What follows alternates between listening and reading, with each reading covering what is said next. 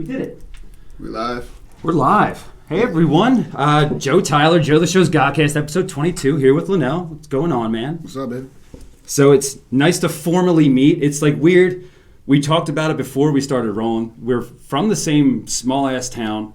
Went to the same grade school, at least for a year or two. But this is like the first time we've ever actually had a fucking conversation. Yeah.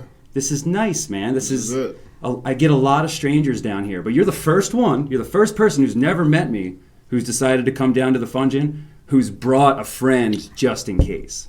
You know, he got my shit over there, so we'll take care of it. We'll take care of it just in case. He's holding all the stuff. Yeah, no, I just walked down here, and you guys were getting into crackheads. So I want to jump right into it, man. So I listened to Silhouette of Angels bunch of fucking times. That was very personal. Well, I listened to Meditate too, that EP, which I think is like a harder set of songs. But I like Silhouette of Angels as a project a little bit more. But you talk a lot about like yourself and like your own alcohol use, and you like getting faded. Yeah, so that album is pretty much in a more sense of me talking to myself, but yet God at the same time. So it's my problem with not necessarily addiction. It's just more or less the issues that I feel like people go on their path and their journey. They're also looking for somebody, you know what I mean, who's going to listen to me, number one, who believes in me, number two. And at the end of the road, that's why I had the rise at the end of the album. You're on your own at the end of the day. You can have a belief, you can listen to, the Bible, you can read the Bible, you can go to church, you can do all that. Mm-hmm. There is a constant barrier over yourself, though. When you wake up in the morning, you know what I mean, who drives you? Who takes you to work? Who pays your fucking bills? Yeah. You do. You know what I mean? You can have that faith, that little, that hand on your shoulder, whatever you want to call it. Mm. But that album was a little personal because it took me a little bit to put that out as well, too. Because it takes some maturity to feel that way. Exactly. I feel like I've been through trials and tribulations enough to say that. And I can say I've been through them by myself. I've had my friends, very close friends, some of my family. I hid it from my family for a long time, but it wasn't. It was too much to bear, and I didn't know how to deal with it. And music helped me tremendously, and as well as people around me helped me tremendously. I'm glad you brought that up, because I wanted to get to know where this came from, because when you talk to any artist, like, it all started somewhere, and it's the same story for the first 30 seconds, like when I was younger, whatever. Right. But I want to backtrack a minute to something you were touching on, in that at the end of the day, it's just you, which is an odd concept for an album where my favorite song is Give It To You. Yeah. It's the same one. Right, yeah, dude, that's my favorite song on the whole album. Not that, I think Chris Wilde said you went 7 for 7 with bangers, and I think he's right. That's my guy, yo. Shout out to Wilde, man.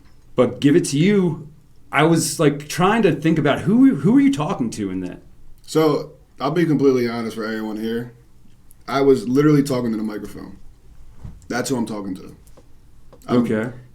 I looked at... Is that your higher power? Nah, my higher power isn't God either. I believe that there is a higher entity that weighs upon us, that's up there. I'm very spiritual. I'm not religious. But for this song, you were just talking to a microphone. Yeah, like a lot of the lyrics in it, though, too, it does stem from me, giving everything out to the universe, though. I give it all to you. Because I know whatever you give to the universe gives back the same energy. Yeah. You know what I'm saying? If you want to go be a fucking asshole, people are going to be a fucking asshole back to you. You know what I'm saying? Just get ready for it. Just get ready for it, right? So when I was saying I give it to you, and everything I'm saying it, it was like we were saying earlier before this, why be afraid of a fucking camera? Right. When it's a fucking object, number one. Doesn't fucking matter. Right. It's the concepts after the fact. Yeah, because I used to go into the microphone and be I used to have butterflies and shake a little bit, and I wouldn't perform as good. You know what I'm saying? Yeah. But then once I was able to step out of my boundary, and also dealing with the trials and tribulations, and being you know what? Let me write down how I really fucking feel. Mm-hmm. Let me write down what I'm really thinking. Now let me give it to you. You know what I'm saying? So now when I go and see any microphone or any room, any podcast, whatever it is, here. Like we said, we don't like who likes a closed book. Most motherfuckers don't even get through the preface, bro. Let's be honest, because everyone kind of like the cover and oh yeah, it's a cool book, bounce. And then it goes on their shelf and gets fucking dusty. You know what I'm saying? So yeah. And then they have a whole library, and everyone looks like, oh, I'm intelligent as fuck. Yeah, like, you didn't even read half of those fucking books. Like, let's be real. Yeah, you just mentioned getting nervous. Like, I don't know, like why? But and to get to how you started with your artistic endeavors. It's a pride issue. Well, for some people, I mean, I know for me, I still get nervous before I roll the camera. I just know it happens. I'm comfortable with being that nervous. Right. I just know that that's the driving force behind a performance. Is like, if you're not running from being bad, how the fuck are you going to be good? But that's why I started all of it. So I did stand up for a couple years ago, just because I was in IOP for alcohol rehab, and they were like, I don't know, the AA kind of shit that's like, if it makes you nervous, like, I don't know, you should do it. I believe in that. So I just went on stage, started telling jokes, and this is what it's kind of evolved to. But like, it's from a long line of like nervous anxiety, and like I just have to eventually get over it. But you were talking about you eventually matured enough to know how to have it like use an outlet artistically to get those feelings out. It's a tool. Yeah. You know what I'm saying? So like the music that I ended up writing, no matter what song, it could be a drill song, could be a fucking hard ass song. Like my homie hit me up. I actually produced his EP that he dropped, Under Pressure, Feast. He asked me to do a song with him, and he was like, "No, I need you to like," because I was in the middle of doing Silhouette of Angels, and I was playing them songs. He was like, "Yo, I know you're working on this project, but I need you to get fucking grungy on this track." I was like, "Give it to me," because I know how to switch real quick. Boom. You weren't worried about losing like the I already track. I already knew it. I already knew what I wanted Silhouette of Angels to be. I already knew what it was already. And I already damn near almost had all of the tracks kind of. My problem is that I sometimes, which I already got out of, I put myself in like a narrow hallway. Like when I first started writing music. Yeah. I didn't want to write music. I wanted to be the behind the scenes producer, beat maker. You guys go have fun.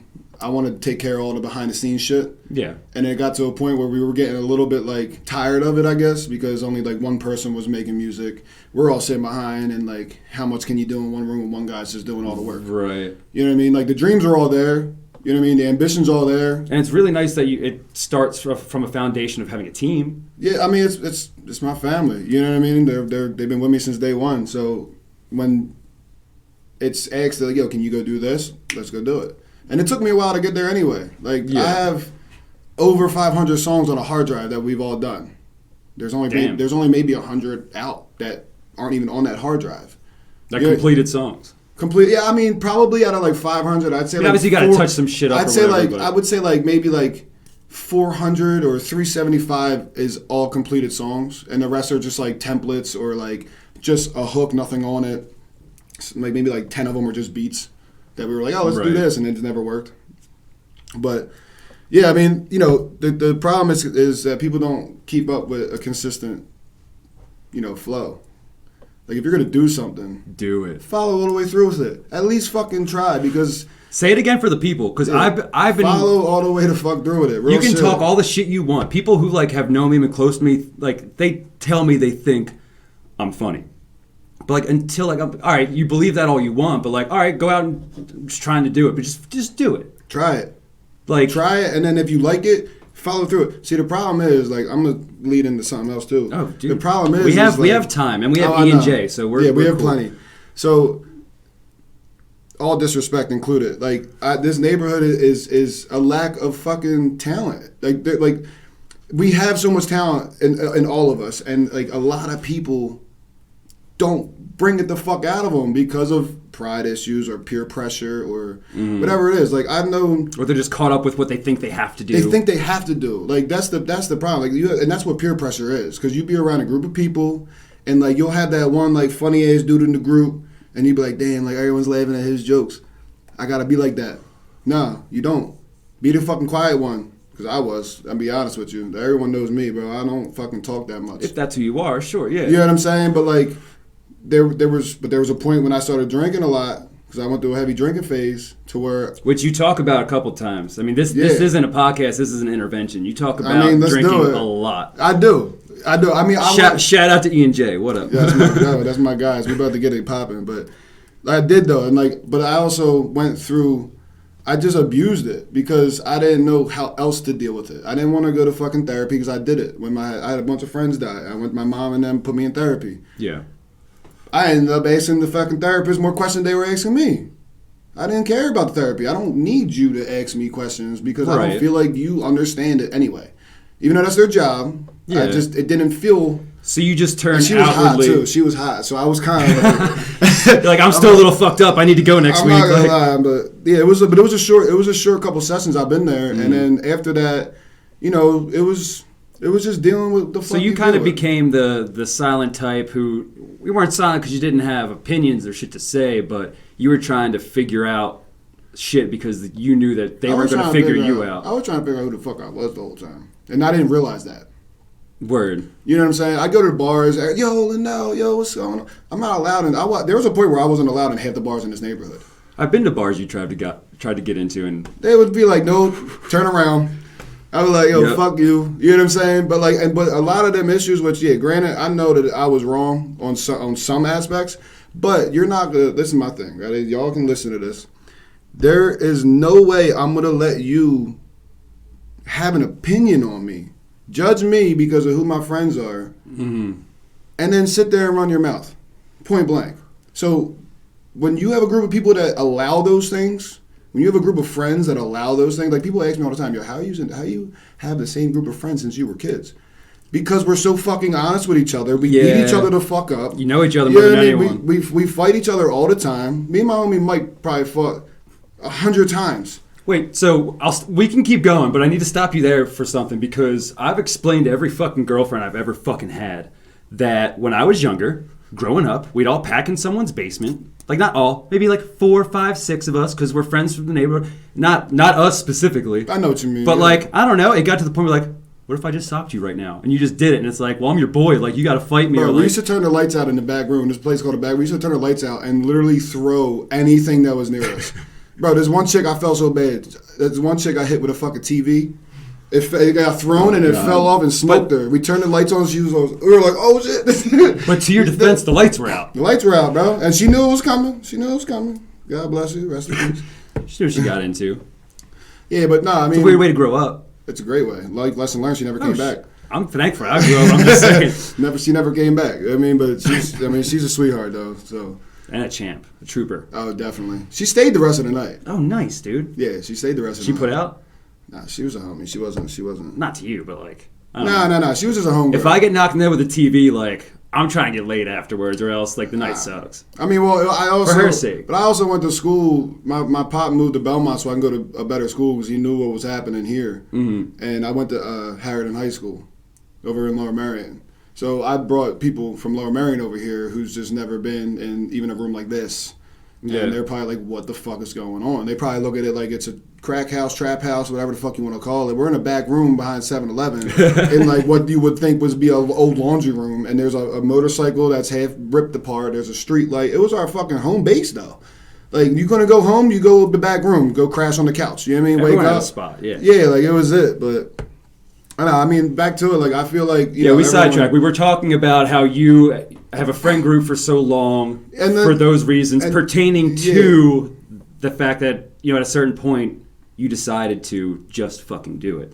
Yeah, well, I mean, it goes in every aspect though. You have going back to the bar. I'm just following the breadcrumbs from where we came from. Yeah, going back to the bar situation. It got to a point where I was arguing with everyone at a certain point. And it's like, bro, I'm not going to sit here. If you have a group of friends that can just sit here and talk shit on each other all day and not get punched in the mouth, I'm that friend that's going to punch you in the mouth. And that's it. Or, we're going to go back and forth until whatever happens, which is usually a fight or Linnell's not allowed at the bar for fucking a lifetime. You know what I'm saying? Yeah. And again, that comes with pride issues. That's the way I look at it. Just how you put yourself in those situations, sure. I mean, I definitely, entered those places. You've been in situations where, you could have just been like, you know what, I don't need to be in that situation. But you know what, fuck it, pride. I'm here, bitch. Fuck you for talking any kind of shit or me feeling any kind of way. What you gonna do about it? I'm gonna get kicked out of a bar. Fuck it, it's just a bar. There's those other bars. I got my own bar now, so what's up? You know what? I heard about that. How's that going? It's amazing. I love it. You ever been to Hilltown? On Roxbury Ave? Yeah. Yeah. Same kind of setup. And the owner there is a partner with my father who owns the bar as well. Oh, nice. It's the same. Yeah, you stop down. Let me know. We'll go down there and bust a grub. No, definitely, dude. No, definitely. It's a good place, good environment. 7th and Girard, around a bunch of crackheads, you know. Which you guys were talking about before. See, I work at 9th and Walnut, so I can get anywhere quick as fuck. That Willis Eye building, that hospital, we do a lot of work there. Yeah, I'm right across the street. I mean, I'm not no more, but we do work for Parkway. Parkway's that big corporation. So you're from the same neighborhood. We have ties across the street. But yeah, dude, I'll definitely come down, get a couple drinks. I don't drink much, but see, you're actually. I'm drinking tonight. I'm enabling you to. That's fine. I make decisions for myself. Yeah. You know. And I decided for so long, like, you know what, Joe, you're only going to have like 1 or 2 beers and that's your fucking limit. But this is the fucking Godcast, dude. And it's not like it happens 2 or 3 times a week. Yes, the fuck it does. Stay the fuck tuned. It happens all the time. You need to be there. But no, I'll have some E&J. Because you were talking about having them sponsor you. I'm forcing that issue. Yeah, you're pushing it? Yeah. Like guerrilla warfare style? Like afterwards we're going to be tagging? All the way. Okay. Yeah, all the way. I don't care if I make $1 million tomorrow, I'm buying you to sponsor me. Like right. It's gonna happen. Like I just need that, dude. I will use whatever power Joe the Show has, which isn't much. It's probably just like a couple, middle-aged men who think I'm handsome, just looking for dick jokes. But they will push the issue too. It's like an army of dudes who are just really weird watching my show. I mean, more power to that. Just kidding, dude. I think I have like 100 subscribers now, which is nice. And you were talking before about like, do you manage the shit that you put out there, like in terms of a catalog, like. Yeah, I mean, but like, I don't have nothing on my Instagram as followers. Like my Instagram got deleted, and then it got fucked up. So now I'm back at like 400 followers on my shit. But I don't. But like right. the thing that. Why I don't care is because like when I put out Leo season last year. You talk about being. That's what I'm saying. You talk about being humble in a lot of songs. Yeah, I do. Because I am. And that's why I bring this up. Brag a little bit, dude. I do brag. Like I found out I had 30 countries that listen to my music. Well, goddamn, I didn't know there were 30 countries. There's Canada, United States, Canada, South like America, a bunch of little fucking shits in there, and Afghanistan. I think Australia's a country. I don't know. It might be. Yeah. But 30 countries. Nah, there was like. And I'm knowing my fucking history because I did awful in school. Like Sweden, I didn't know their abbreviation, and like I just was like looking like what's down the list of my like. So I'm like I gotta Google half of these fucking abbreviations. Like Sweden was one. Like it was just a bunch of different shit. I was like, damn, bro, like this is fucking insane, and that's what pushed me more. To how long ago was that? At what point were you just like, damn, I should really. Because I doubt myself every day. Like I think a lot of people do, and they just push through it. It might have been. So I think Leo season was 2019. I think. Yes. And I found out early 2020. I found out earlier. I found out that February. Okay, February last year. Yeah, because I was gonna drop Silhouette of Angel with a whole different track list last year, and I just didn't like it. Like, that was the same thing with Leo season. Like, I woke up one day and was like, let me play this album, I'm about to drop it, listen to it, and I fucking hated it. And I was like, wow, chalk this. But, like, that's like, I was pressuring myself for what reason? Who fucking knows? But I was like, I gotta put this out. And this is after you learned that, like, people out of your neighborhood are listening to your shit. Yeah, because I don't rely on my family, I don't rely on my friends, I don't rely on nobody here. Yeah. You know what I'm saying? Like, again, when I found out I had other listeners, this fucking French, like, UFC fighter. He's not like a UFC fighter, but he's like he's in France, and he fucking messaged me.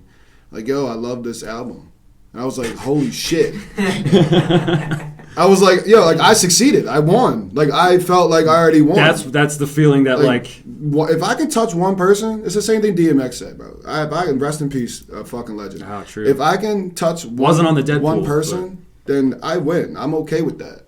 Like, I'm not, like, yeah, everyone wants to make millions of dollars. Who fucking doesn't? That's nice. Yeah. That's amazing. Sure. Great. But, okay, but I found out how much, like, I didn't even know how much money I made off of that album. Mm-hmm. And then I found out, and I was like, oh, wow, I can pay some bills with this. This is fucking great. Like, holy shit. I should just keep doing this. It's working. You know what I mean? Like, that's what really hit me. Like, and it's not that I was expecting nothing, because I was always writing music to just, it was therapeutic. It's therapeutic to me. Anything that I ever put out, is, you know, something that I either seen, done, been through, my homie's been through, you know, anything that I know, a story that someone else did, like, I'll do that. You know what I'm saying? Like, I don't want to be like, and I submitted my, I actually was going to tell you this. I submitted one of my songs to go open for an artist in New Jersey.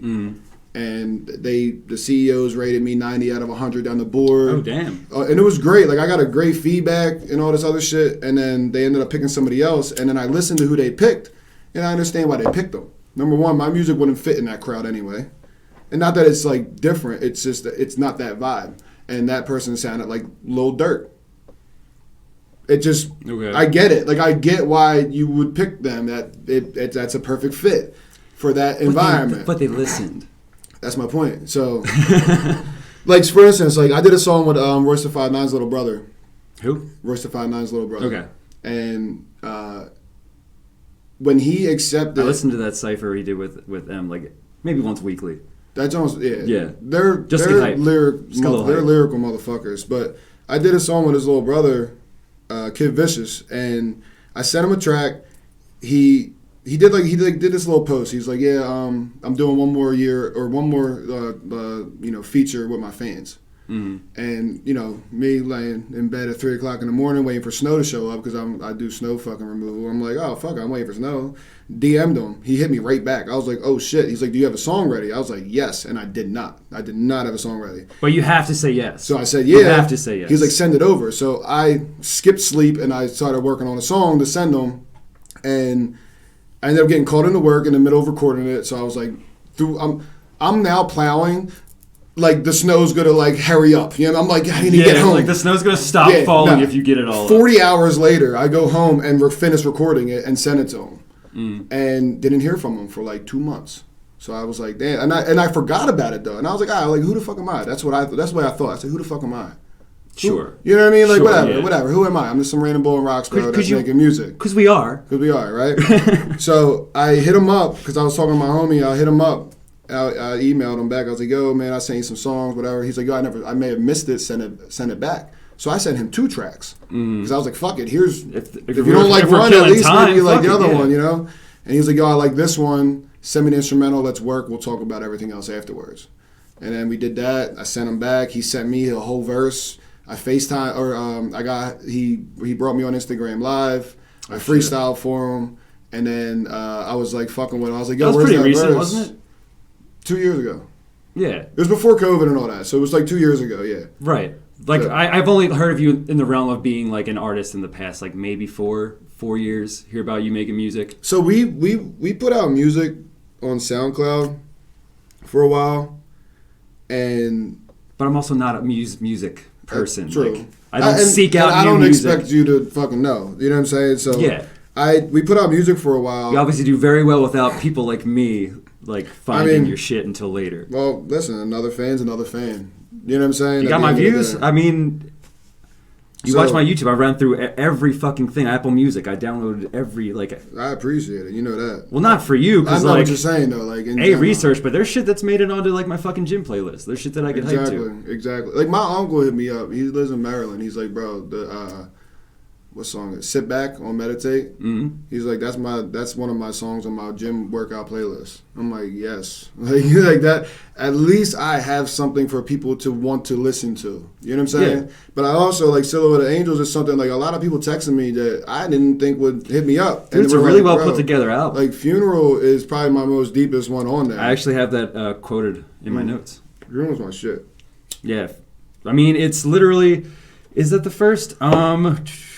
No. So I have noted here, like, literally the first line in the whole album you have is, gotta stay focused, I roll up a lot. And I was like, word, he got me. Right away. Oh, I understand those two concepts. Yeah, how many times? I understand those two concepts. I'm like, all right, what's next? I smoke by myself a lot. Like, some Kid Cudi shit? Yeah, bro. I'll smoke with, like, certain people in the group, and it's not because of anything type of way. I like to get high on a different level. You know what I'm saying? And it's not even like get like high. I just like to get high. Well, take us through that, because in Funeral, I'm glad that's a good segue. You talk a lot about loneliness and, like, drifting and that whole concept of, like, you know what, I'm vibing my way, but like, still fuck you. Like I'm still, well, I'm still coming out on top. So like, I feel like, you know, again, it goes back to like a lot of people. Oh yeah, I smoke weed. Let's roll up. Oh yeah, I smoke weed. Let's roll up. That's a social thing. Listen, I like to smoke weed for myself. Like that's it. Like I don't need to go get high with everybody because y'all just want to get high. That's it. Right. I will get high if I want to get fucking high. That's what crackheads do. That's what crackheads do. Back to them. You know what I'm saying? But like, I like to get high. Like funeral was like, when I say don't pray at my funeral, just do what I didn't do. Just celebrate and do what I didn't do. Yeah. Celebrate, literally. Don't fucking mourn me, number one. Celebrate and do what I didn't do. Why not mourn you? I don't want motherfuckers crying over shit. Go celebrate. In my will, I literally want motherfuckers to take my ashes and try to build a rocket and shoot me up to space. Or Viking funeral now that it's legal. I got people that want to do that. I'm not going to take their shine. I'm not not a Viking either. My fucking family's based out of Mexico, bro. Let's be real. You know what I'm saying? Like, I'm not a Viking. Yeah, we're not going to pretend. We can act like one, but I'm not a Viking at the end of the day. No, I relate a lot to the concept of don't mourn me. Like, I am so down with, at the end of the day, if I live to be 60-something years old and I fucking die, if I just ended up being a guy who enjoyed himself, like, that's it, bro. Word. Yeah, like, I'm not out to, like, be something, like, worth mourning, and it makes me uncomfortable to think that like people are holding me to that kind of standard. Like, all right, if I go, you're gonna be weird about it. Fuck you. Yeah, like, you're gonna put this whole barrier around yourself. And shit. Like, nah, fuck that. Like, I mourned too much in my life. Like, I had 6 friends die in 1 year in 11th grade, and it destroyed me for fucking years. And then I graduated high school. I got locked up. I fucking violated probation. I ended up finally getting through that, and then I dealt with 7 years of like court and shit like that with dirty cops. Put it that way. You know what I'm saying? And through all that, I never healed, ever, from anything, from childhood and just dumb shit, and then friends dying, and I never healed from any of that, and no one could help me do that. You know what I'm saying? No one could help me do that. So I get high by yourself. I go get high by myself, and I figure my shit the fuck out. That was it. Like, and it's not like, I had like a drinking addiction, but what that led me to do was my homie literally pulled me aside and goes, yo, 1, I'm about to beat you the fuck up. 2, are you on fucking pills? Like, are you doing other drugs? Well, because that's what it leads to. If that's what you're drinking for. And I was bringing some chicks home too that you would have been like, yo, Linnell might have been on something tonight. Like, yo, you know what I'm saying? And I wasn't. I just was literally taking bottles to the face. I had a lot of money. Mm-hmm. I was living by myself with my people. My mom moved out when I was 17. I fucking just had a house of fucking partying every day. In my eyes, I was still dealing with depression, anxiety, stressed the fuck out, all types of shit. And I had never opened up about it too much to anybody for them to know. They just thought I was just going on a fucking binge, just like, oh, Linnell's just drunk again. Linnell's drunk again. And then I'm bringing home Patron bottles like it's fucking water. Yeah, but the whole time, you don't know how to, like, vent why you're doing all this shit. I didn't know. And then now I know. Yeah, but it took getting high by yourself. I mean, I figured this shit out that way too, dude. By the time I was 21, I had 2 kids. I'm 30 now. Right. So, like, I don't know, you feel all kinds of ways about all kinds of shit, and everyone's putting their input on things, and you're attached to the hip on so many people. Like, it's like, no, dude, I literally need to be left the fuck alone. By myself. Right, and the longer that you keep me, like, crowded in, like, the longer I need by myself. And they don't even realize it. And it's not no one's fault. You know what I'm saying? Yeah. That's the crazy part. Because you start looking at everyone else, like, why the fuck are you here? Or, like, why are you saying these things to me? Or, like, what's going on and shit? And you're just like, because you don't have time to, like, think. Process everything. Breathing is really the major fucking aspect of life, bro. Like, you literally need to breathe. Breathing's pretty dope. 10 out of 10 stars. I'd you can take a deep when you can take a sincere deep ass breath, you'd be like, wow, I kind of figured it out. If that breath has some THC in it, that too. So be it, bro. I'm the same way. Obviously, like, I understand how you feel in that sense. Like, being down here in the Fungin, like, this is my little workshop, but dude, just being down here and being fried and just, like, looking into a fucking camera and just, like, taking notes and just, like, doing my thing. Where do you feel? You feel like you're at fucking home, right? Oh, dude, literally, people coming down to even hang out. Like, my best friend lives here with me. My best friend, my heterosexual life mate, for life. He literally said on the podcast that Jen Aniston is his biggest crush of all time. if anyone else were to fuck her besides him, it would be me.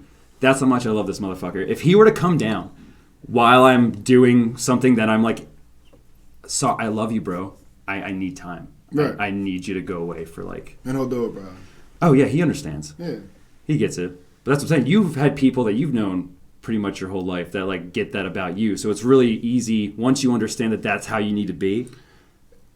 It's like, bro, I need to like take some breath by myself. Like I need that air in that room by myself.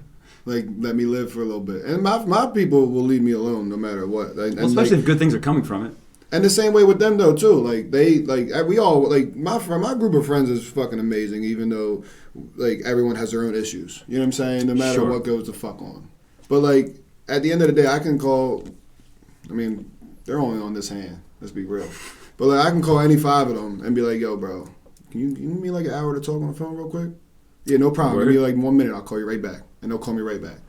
Or yo, you know what? Yeah, I'll pick you up. We'll go take a ride. You know what I'm saying? Or it's like, yo, no, can I stop over? Nah, bro, I need a couple days to myself. And I won't hear from them for a couple days. But they understand that it's healthy. Exactly. You know what I'm saying? We're all older now, let's be real. But like there's also people... Some older than others. Yeah, well, there's also people that are like... There's also people that are older than us that... Still haven't, never even understood half the shit that they should have understood. Like even us. Like I tell people all the time, this is entertainment, not advice. Like we're not where we want to be yet. But I'm happy. But we're really... Well, I can say I'm not happy. I'm peaceful. I'm peaceful with where you're at. I'm peaceful where I'm at. That's it. Plain and simple. You're not going to tell me any different. You know what I'm saying? You can't let anybody. People get mad at the decisions I make, and I'm like, listen, I'm not hurting anybody. I'm literally just doing me. Why are you overthinking my life? Worry about yours. Yeah, exactly. That's it. Exactly. You're just going to make me be weird harder. Like, that's just how it works for me. Like, well, it's like if you're going to be that way, right, and someone's like, oh, why? Well, I'm going to do it more now. Dude, exactly. And oh my God. So, all right. So do you see my hashtags for Jake Gyllenhaal? No. Okay, word. Sucks, because then he definitely didn't see it. So, I mean, I'm sure, no, he probably doesn't. I hashtag him in everything. Every fucking thing. At the bottom. Oh, you know what? Actually, no. I did see that. Because you did it on this one, too. Yeah, all of them. All of them, right. All of them. Right. All of them. So, now I get to know why.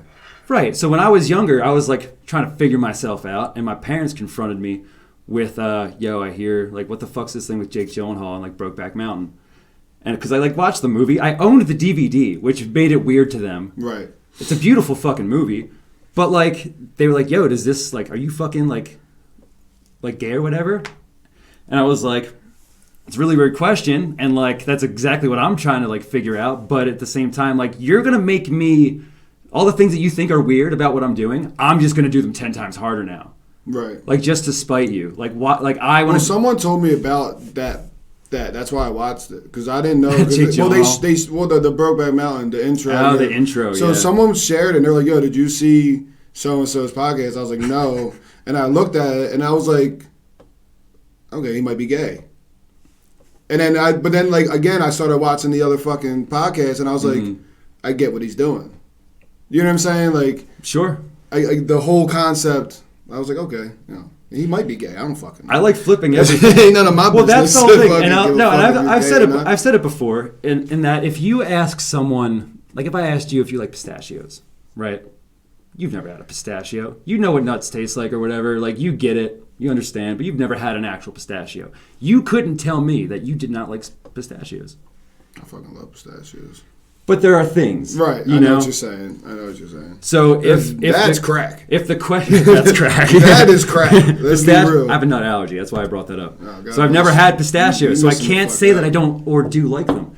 But like people ask me all the time, like, "Are you gay?" I'm like, "Well, if you were asking me because I think Jake Gyllenhaal is a very handsome man, I don't know how to answer that question because I've never tried gay." So how can I say? But I'm so addicted to my heterosexuality and women. Like, why would I? No, I'm cool. I mean, let's be honest. You have 2 kids. But that's the thing. I mean, like, if you were to switch to being fucking gay, okay. Like, well, that's your decision. But well, yeah, it's not like... At the end of the day, it doesn't matter. The thing is that, like, in the beginning of, like, me asking myself that question, it's like, all right, my parents got super weird about that. I'm going to do it even harder. So, like, on the show, I literally sit there and talk for 5 or 6 minutes about art appreciation. And it's a really in-depth thing that I wrote and memorized myself. And I sit there and I recite it in one take. One take. I think it's beautifully written. I don't know. I enjoyed it. But I do it while I'm painting something because I'm talking about art and expression. Feel like Bob Ross. Kind of, yeah. But like, just paint this except for sweatier and in a beater. But the moral of the story is that, your expression, should be shared. And at the end of it, I flip it over, and it's just a bunch of dicks. Just a bunch of fucking... But so I like... I get what you did. I get what you did. Flip it. That's like... I don't know. That's the joke to me. Like we were talking about this before. Like, I don't know. You guys... I appreciate the people that do watch this. But if you watch this and like, that's weird. Word. Well, you watched it, so I'm doing something right. I'm just going to keep fucking going. Again, you can see your fucking views. You can see your streams and how long people watch them. We all know that. A little hidden secret, motherfuckers. Yeah. Like, that's a little hidden secret motherfuckers don't know about. I just gave out. Yeah, just a little. Well, like when I look at my music, like I was actually able to see who, like not who, but how many people actually bought my album. Mm-hmm. And so I was like, yeah, fuck all you guys. Like 2 people bought. Oh yeah. Like actually, I understand streams are different. You know what I'm saying? Like nowadays it's harder to push music, so you can have people that stream it or people that actually will buy it. But it's hard to keep track of, and that's why I stick to YouTube, because I can do YouTube analytics, and for the most part it's accurate, so I can pay attention to like, I don't know, how like the average watch time or like the actual amount of views. Yeah. That's the only purpose though about that. It's but like, it keeps, I don't know, it feeds like what's the pause time? Right, and it feeds my ego, which is why I try not to look at it. But what do you do to like stop the ego part of it? Because like you try to stay humble, talk about it a lot. I don't look at it. But you want to, right? I really don't. Not even a little bit. Nope. Like when I didn't even look at my stats on Show GODcast. Why, dude? People are like... I don't do it for the people. Well, I know you don't. You know what I'm saying? Do it for them either. I'm bored. But, yeah, but like... all right, but if you want to... But if you look at stats all day, right? If you look at stats every day, and it's fucking... The Phillies are fucking... Oh, they're great when they come out, and you're looking at their stats, and then they start doing trash, and then they're doing trash again, and then they're doing fucking... let me go switch over to the Flyers. The anxiety, Flyers were going... Yeah, like, why are you going to fucking... Like, why? Why try to juggle that? There's no need to. So, I'll go look at them, but, like, maybe once a month. Maybe. So, what I try to do is I'll do it weeks after. Like meditate, didn't look at it yet at all. Good. And we're in fucking, almost in May?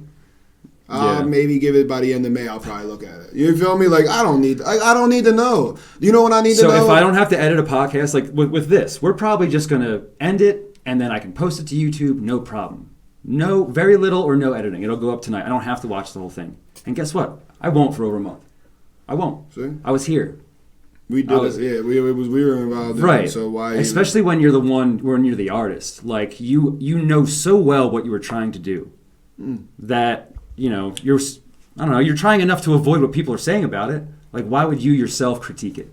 But you know what you did, leave it and go. Everyone, opinions are like assholes. You heard that?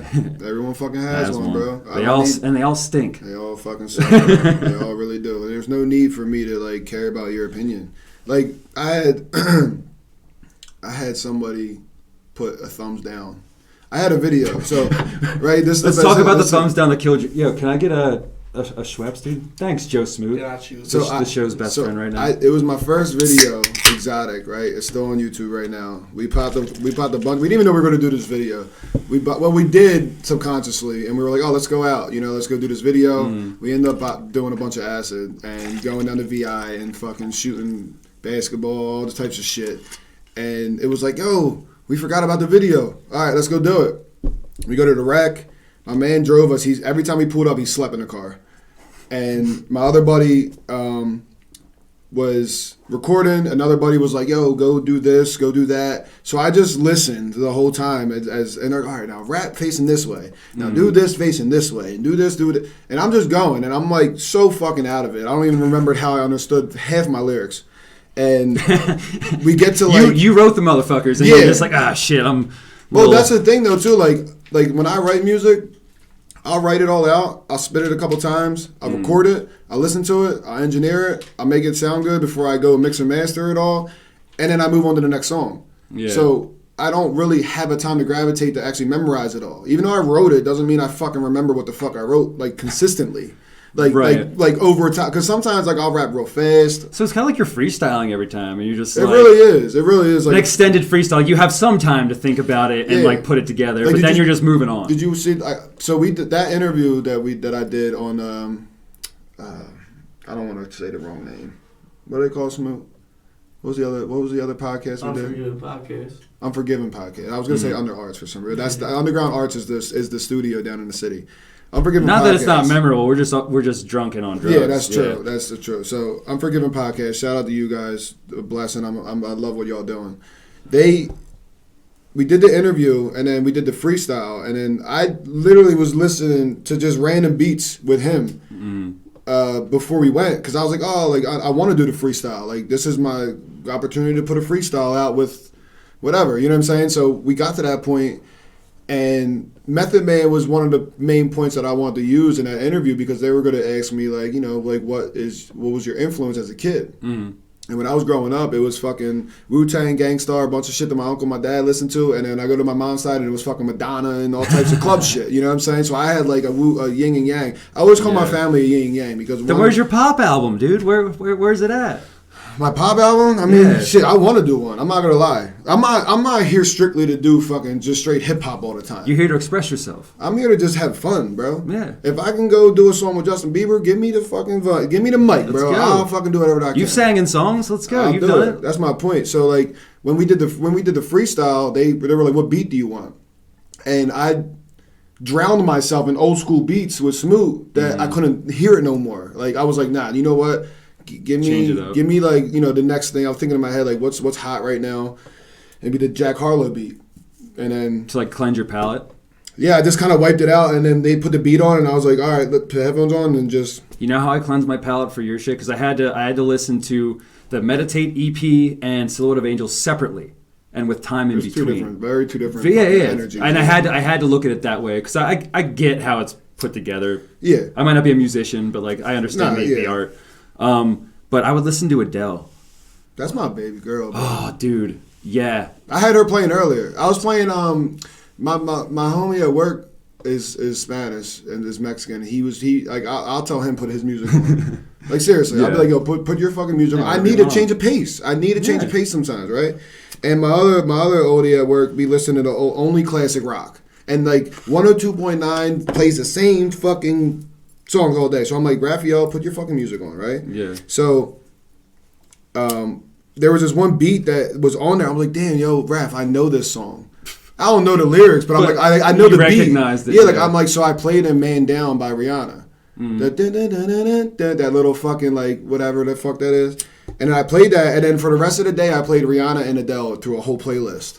Dude, Adele's 21 and 25 albums they're both on my top 5. Like again, I'm not a music-minded person. I'm not a musician. Okay. But like, you're fine. Dude, she is baby girl. Dude, she's amazing. Even before she went and lost weight, which didn't impact her beauty I would have hit when positively she had weight, or negatively. I don't give a fuck. That's what I mean. She's amazing. She's an amazing artist. But someone hurt her. Fuck yeah. But like, I mean, yo, that dude could have hurt her. Whoever the fuck hurt her could have hurt her in the fucking molecule of a size. But the way that she was able to express it is so beautiful. Fucking beautiful. That's the thing I love about music, though. I have a piano over there. I literally sit and I'll listen to Adele. And I'll just fuck around on the piano and just like the closest I can. I'm horrible, but like fuck it, dude. Like if I can even get to like how beautiful like Adele can express herself, like I can feel better about. I feel like when you can so I was in 8th grade and I played the piano because that was a class I had to do and I fucking loved it. And then after that I never did it. But if you can close your eyes and play an instrument.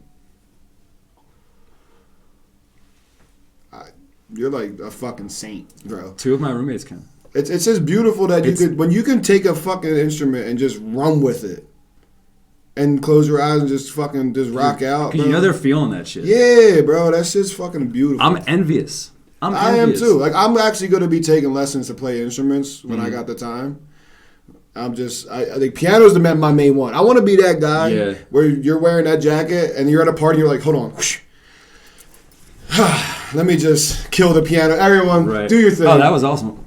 Yeah, there you go. Do your thing. I'm gonna go rip this piano real quick. Well, because you said your mom was more classic rock, like Elton John to me. I love Elton John. Oh fuck yeah, dude! Like when I'm sitting for John that piano, Lennon is my fucking homie, and shout out to my other homie. He knows who I'm talking about. His one quote, I'm getting tatted regardless, is John Lennon, bro. He said, I'm probably gonna say some words wrong, but he's like, it pretty much was, I don't fear death. It's just like hopping out of one car and into another. If you believe that.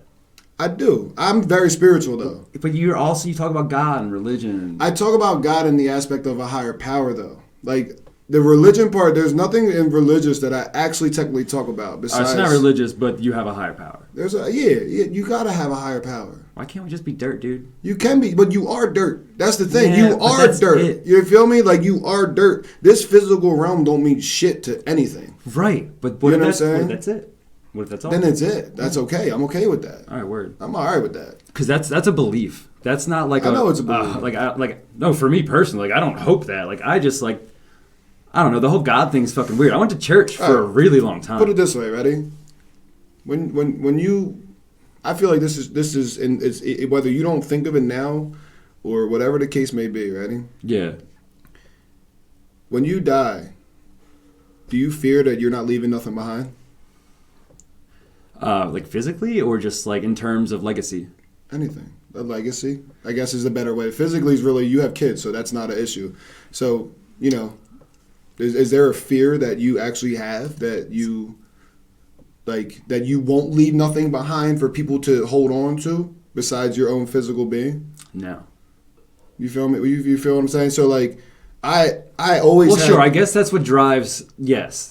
I've had that issue for a long time, and then I realized how much none of this shit fucking matters. Well, that just makes you not want to die. That doesn't mean that it's worth anything. Yes, I really want to leave an impression on those that I love, and maybe a couple people on fucking YouTube. An impression.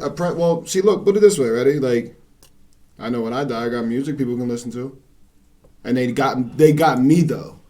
You know what I'm saying? Yeah. You can go listen to all my music and be like, wow, this was Linnell the whole time. And some people may be like, wow, this was a depressed motherfucker.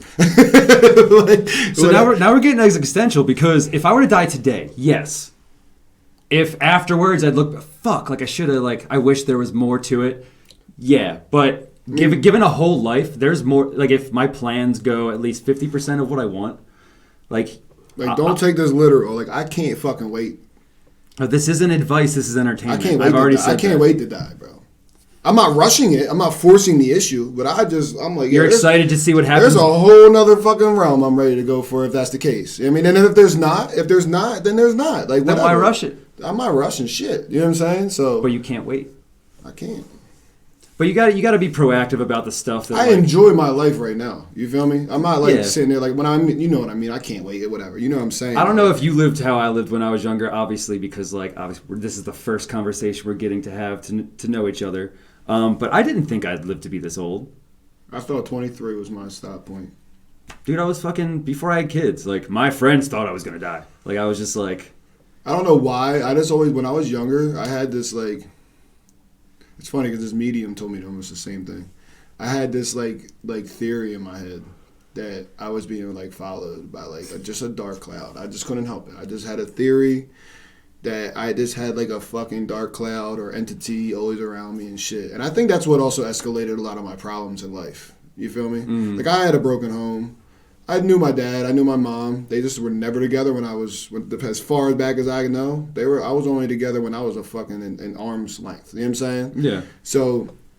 Yeah, same with my kids. Yeah, but that's an important fucking issue that you obviously are probably kicking in the ass at least. Oh sure, yeah. It's not like you're locked up. It's not like you're doing anything. You know what I'm saying? So you're actually there though, which is great. You know what I mean? My mom worked multiple jobs. My dad was grinding his ass off. He went away for a couple years, and my mom was fucking grinding her ass off. And subconsciously, no one understands how that may affect a kid. I realized that when I was in I was 25. I realized how it affected me. You know what I'm saying? Because I had to really evaluate and sit back and. But it took that long to figure out, shit, I really need to reflect on this. Because until then, it's just go, go, go, go, go. Holy shit! It took me 18 years to figure this the fuck out. You know what I'm saying? Yeah. But that is also so my goal with Tribe Records and the music and everything isn't just the music. I want to I'm gonna just mark on what me and my homie just talked about. That was one of my questions though. Is what's next? So like,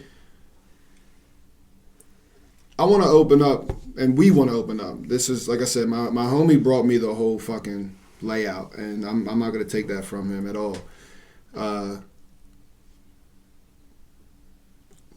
Platforms, man. Like, we want to open up a warehouse to where like you can go in and go. There's fucking 10 rooms where you can go streaming, game streaming. There's a fucking library over here.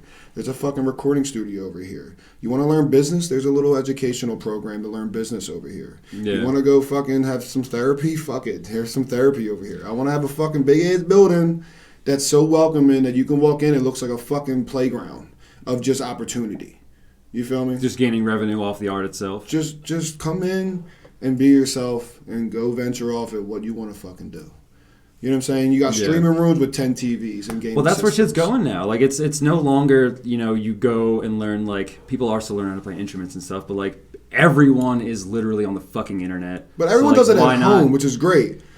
Sure, but not everyone feels safe and comfortable and has the resources at home. Bro, you got YouTube, bro. Let's be real. I'm being FCD right now. Let's be real. You got YouTube that literally can show you a walkthrough on how to do anything that you fucking want to do. My little sister wanted to play the piano, right? We got her a keyboard. Got her the keyboard, but she wanted to play piano. I fucking Sharpied what keys are what on the keyboard, and then she went. Literally, bro, it's fine. It's fine though, right? So I did that, right? And she goes in and tries playing Queen real quick, and I'm like, hold on. It was around Christmas time because they just moved back with me for like a year or something. That's really quick. So she. I put my phone up and I was like, here, do Jingle Bells first. I'm going to go take a shower. I'm sure you can get it because, younger kids have a fucking crazy mind. Yeah. So she did. I got out. She played me Jingle Bells without the phone. I was like, it's great. So then I did Twinkle, Twinkle, Little Star. I said, start here. Like, you have to start here. You can't just dive in. Right. Like, it's nice to think to tackle a big thing and let's get that down. 5 days later, she's playing me fucking Queen songs on the piano. You just got to fucking do it. And again, at a younger age that none of us had, here, that's what I want to offer. Here. True. You feel me? Yeah. Like, we have a record, we have the rec, we have whatever. They don't... Like your sister as an example, but the grander scale of like... Here's somewhere to go to do these things. In this area. And that's like, here's somewhere to fucking... Yeah, that's what I want to... I want to leave something for everyone to build off of.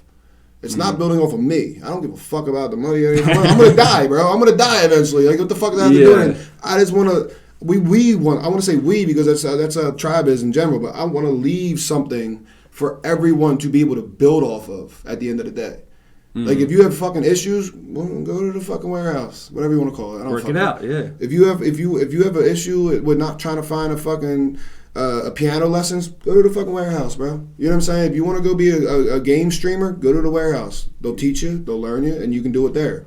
Right. You can build your fucking catalog. You do whatever. It really doesn't take much, dude. It does not take anything. Dude, bro, you can see by all this. Like, this is literally like I had this kind of equipment in 6th grade. If only I had put it to use. Like, that's true. All you got to do is fucking do it. That's what I try to tell my kids. Like, my daughter is both my kids are very personable. My daughter's 10. So, like, she's not a baby. She has TikTok. She has YouTube. Like, she does her fucking thing. But it's nice to think that, like, I helped her with the whole concept of, like, no, I'm not going to be embarrassed by this. Like, literally, like, I enjoy this. I'm just going to do it. And I think that's a big thing with kids, too. At 10 years old, dude, you put me in front of a camera? No. Well, nowadays it's so, like, just there. It's, commonplace, sure. TikTok's like a fucking gold mine. Whoever the fuck made that. I have TikTok, dude. I haven't made a single John. I do not have TikTok. I'm not a social media person. Smooth told me fucking earlier right before we got here, he was like, yo, like, Joe put us in an Instagram, Joe. I didn't see it until I said, I don't be on it. And that's like one of my failures when it comes to the music too. It's like, I'm not a social media, like, fanatic. You know what I'm saying? Like, I'm a very personal, like, I just stay over here type of person, which is like a I guess like a weight that I need to like kind of break a little bit because it's not that I don't care about the camera. I'm just not right. We didn't have that growing up like that to where it was such it's such a gold mine to get anywhere and literally anywhere. But I just don't do it enough. I don't do it enough. So My best friend James has nothing. He has Snapchat, but I think he only has like 20 friends, and he's never like received nudes on it. So like he doesn't even use it right. So nudes are great. But he has nothing. No social media at all. Like people might think he's dead.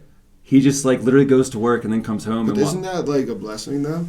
I don't know. I mean, think about it. I don't know. Yeah, but like if you're part of your business and you're still succeeding in whatever you're doing, and like, but it doesn't matter. Like, who cares about like, people are fucking reaching out to you? Like, there's definitely things that he does better than me, and I'm just like, I wish I was like you and all these like. Yeah.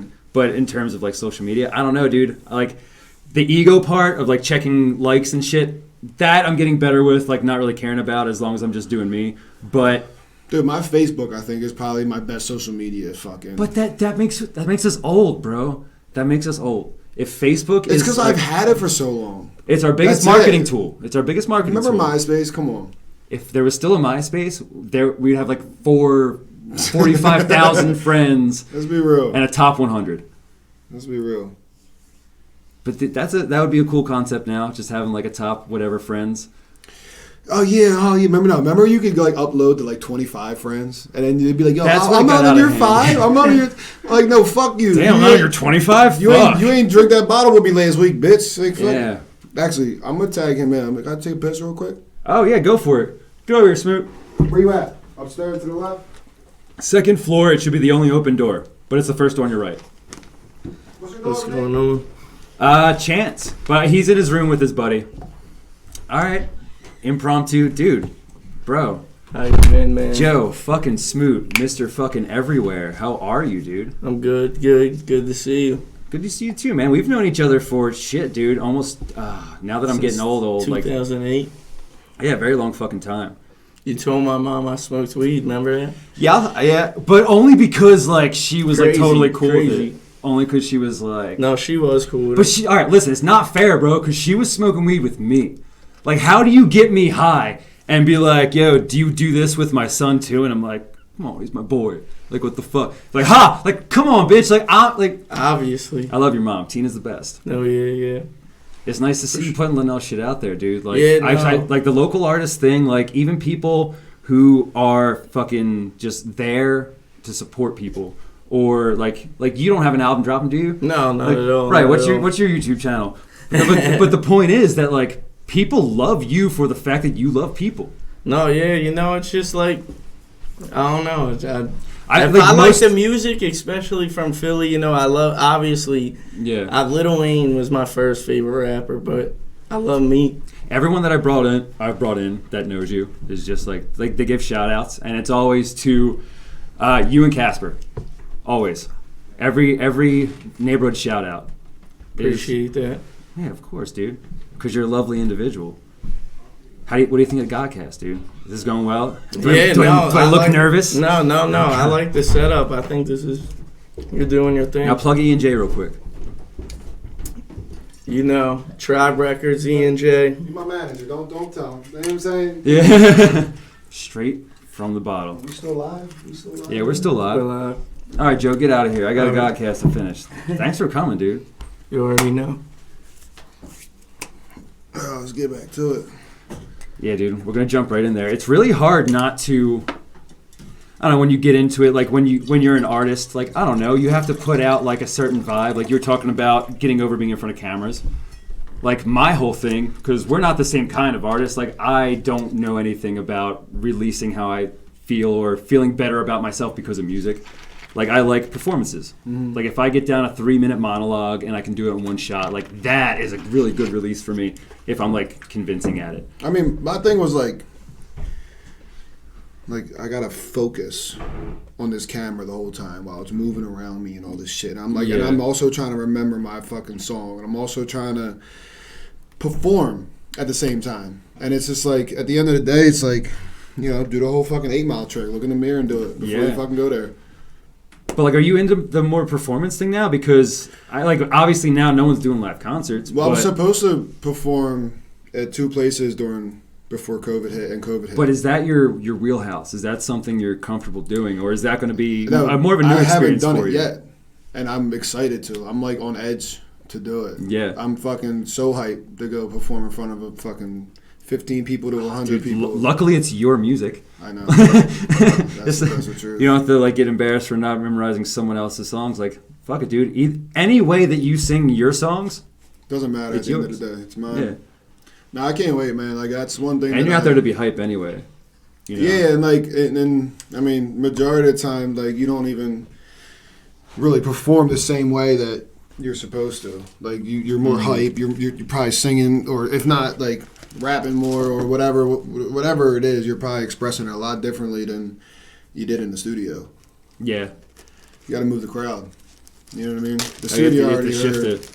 Oh, when I'm in here, dude, I'm a gremlin, dude. Like, I'm literally, like, in, like, shorts and no shirt, like, hovered over a notebook and, like, in my laptop, and, like, all the lights are off. Like, there's a red, like, voof, voof. Like, it's really grim. But, like, once the lights are on, it's like, nope, bright colors, let's get it the fuck together. Like, you have to put on a performance. My studio's in my crib. Oh, thanks, bro. And I have neon lights all around the room.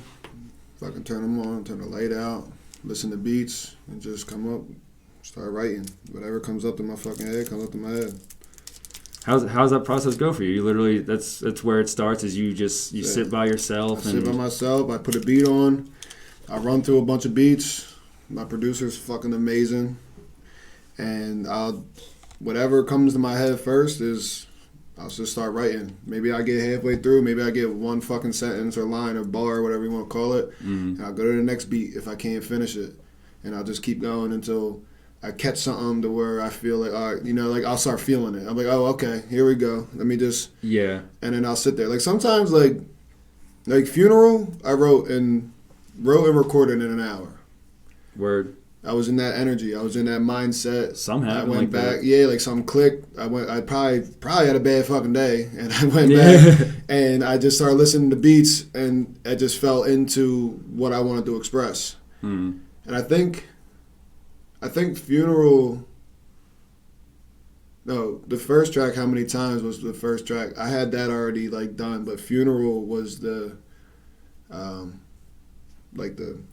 marking of like, I need to make an album like this. Right, you felt so confident about that. I need to get shit off my chest, obviously, because like I said, that therapy, like I said earlier, wasn't helping.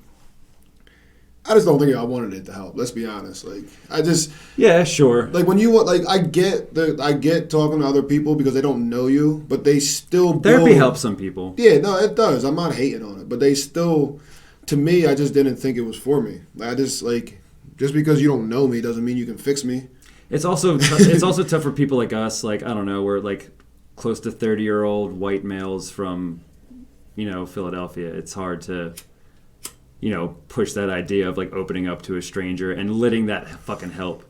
But like you say, like you tend to figure shit out on your own. Like that's not always It's also unhealthy. Selfish. No, exactly. It's a very selfish act, but at the end of the day, it's like, okay, like I said before this podcast was, if people took the right drugs and did it the right way, then I think the world would be a little bit more fucking calmer than what it is. So what do you prescribe? Again, this is the third time I'm saying it. This is entertainment, not advice. Mm-hmm. What do you prescribe to the viewers? Shrooms and weed. That's it. Or like a base of shrooms and weed. Yeah. Or do you venture from there? No, I don't think you need to go any further. Like, I did DMT for the first time about 2 months ago, and then the night I did it 6 times later that night. 6 times? Yeah, it was fucking amazing. But I also... It's like the first time doing coke, like you do a little bit and you're like, oh, I want like 10 times more of that. Fuck yeah, and you just go after it. I got it, me and my homie did it, and it was in the pen. It actually wasn't the original DMT. We actually did it in a pen, and I was like, that shit ain't working. And I realized, well, the pen isn't heating it up enough to actually take like a real hit. So I fucking choked the dog shit out of it, and I went off and felt like a goddess was guiding me through a fucking a kaleidoscope. I love that for you, dude. It was like such a beautiful moment. And granted, like now I'm at a very higher mindset, healthier mindset than what I was. Like I don't believe there's a such thing as a bad trip. Anyone out there that wants to fucking believe that, that's not fucking true. It's just not a lesson you wanted to learn. There's no such thing as a bad trip, because if you have a quote-unquote bad trip, then you need to work on your fucking psyche. You need to work on your mind. You need to, like, really, like, okay, well, what did you get paranoid? Did you feel uncomfortable? Like, those are the only reasons why you have a bad trip. Yeah. Unless you get bad drugs. Now that's a fucking that's a different story. That's a different story. But like, you know, when I did DMT, like I put on some fucking like relaxing ass music and shit, fucking just toked off, and that shit was it was beautiful. That's the only way I could put it. And then we did it again, fucking couple more nights, and then a couple of weeks later, we did it again. And like, it's not something that you just have to do every day. You know what I mean? It's just you're almost enjoying yourself though. When you think like the way that I think, at least, touch on the beautiful moments, but keep driving the car, bro. You know what I mean? Pull over at the stops you want to pull over, but just keep driving the car. Don't just stop somewhere and stay there and just... Yeah, you give off the feeling that, like, you don't take anything too heavy. Just, like... Yeah, like, if you want to try something, try it, but just keep it moving, though. Well, speaking of being on drugs real quick, Joe, can you do me a big favor? Can you look at how much time's on the top there? On the top of the TV? Because I'm currently on drugs. 1 hour, 5 minutes. Thanks, dude. I appreciate that. That's great. That's actually a lot less time than I thought was up there, which is good. So I love psychedelics, bro. I want to try DMT. I want to do every fucking thing under the sun that has me seeing shit and like going through spiritual things. The problem is fucking epileptic. So every time I do some psychedelics, I roll the dice of having a fucking seizure. Yeah, that sucks. Which is fucking beat. That sucks. As fuck. But I've definitely had my fun with fucking shrooms and acid. But I've just like, I don't know, I had all these plans, man. I had all these plans to go to Arizona in the desert and do fucking peyote and fucking go nuts and find myself. I was like in the Grand Canyon looking for it. Oh, yeah? Grand Canyon's beautiful, bro. Dude, tell me about it, because I've been there as well. So we hiked an 8-hour trip down. It was me, my grandfather, my pop, and my uncle. And my grandmom and my aunt took a mule ride, which is actually worse than hiking. Which is worse than hiking. Yeah, I found that out because... It takes more muscle because you gotta... Well, you're also in a position the whole time. Like, I felt bad when I found out. Like, me and my grandpa were like, damn. Like, all of us were like... Because our tour guide told it. You know what I mean? So we went... We hiked 8 hours down. It was beautiful. We stayed at the bottom called Phantom Ranch. Stayed overnight. There was little bunkers. They cooked so you did the whole thing. Yeah, nice. Yeah, they cook you food. And it's like if you're the first ones down, you get like the brisket almost, right? But if you're the second ones down, you get the stew. Because it's still amazing. Yeah. No, it's still amazing, but like because they don't, it's not like they just have a market down the street. You're at the bottom of the Grand Canyon. People hike that shit down. You know what I'm saying? People hike food down, so they just have a certain amount of food for a certain amount of tours and shit like that. So you talking about the fucking donkey music? What's my posture like? So we get down there. We jumped in the lake. I was frozen. We had like a little ice bath. We took a fifth down with us. It was amazing. So we stayed and then we hiked 10 hours. What time of year did you go? It was summer. It was like 90. It was like 98 degrees or some shit, or like 96 degrees, and it felt. Yeah, but like 96 degrees here compared to there. There's no humidity out there. Right. It was like, I was like, yo, what's the temperature? Because it was hot, but it wasn't like unbearable hot. And you're in the middle of a fucking canyon. It's not like there's shade or nothing. And I was out, I mean, they were like yelling at me that I was wearing a beater and a hat the whole time down because you're supposed to wear long sleeves. It's my Philly uniform, bro. Like, I was just comfortable. I didn't care about sunburn or nothing. There was no sun lotion on, whatever. But we hiked all the way down, hiked all the way up, 10 hours up. And, I mean, talk about a sight to see. Like, I was like looking out and I was telling the tour guide, like, this looks like if I were to walk down my like doctor's office down the hallway, because they always have that Grand Canyon picture. Yeah. That's what it looked like. It looked memorizing to where like it looked fake. Like I'm in the canyon looking at it. I'm like, it looks just like that picture. Like it looks fake. So it's rough because when I went, I couldn't take a picture, but it was fine because there's no way that a picture justifies what you see there. That's why it looks fake, because the picture is literally what the fuck it is, and you're like, no way, that's what it looks like. And you get there, it's like, oh shit, that's what it looks like. We drove, me and my boy James drove from Philly to LA. But during the trip, we ended up catching sunrise at the Grand Canyon. But the sun comes up, and like all these reds and purples and crazy pinks colors and shit, and you're like, that's not real. It's crazy. Our phones were dead, because like we're just idiots and we're high on this fucking trip. But like, it's like I'm glad we can't take a picture because I don't want to have to explain like, yeah, but like, it's just perfect. You can't explain unless you've been there. But what you need to tell people also is that it's a national park, which means that the wildlife there are super fucking friendly. The squirrels, they tell you to kick them motherfuckers. Yeah, they'll come right up to you, bro. They stole a bag of fucking what was it? They stole some like I don't know, some little graham cracker out of my grandpa's bag because they know that you have it. So after that, I was on the hunt. I was like, yep. Because they know you won't kill it. No, because everyone feeds them. So millions of people go there and they all feed everything that's out there. That's why there's like so many fucking shout-out stories and deaths and shit. So, yeah, we almost had one of those stories because, all right, so you know how people like feed the deer like apples and stuff? Yeah. And like, all right, so I don't even think calling this thing a deer gives it fucking justice. It was nothing less than an elk. It had to have been an elk. It was like a deer on steroids. But it was maybe 12 feet from us.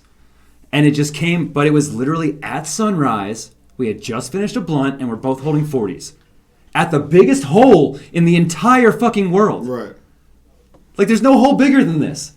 Like, and I'm afraid of heights, bro. I can barely fly. So we're standing there, we turn around, and this thing's just staring at us. We stared it down for like 3 minutes, which felt like forever.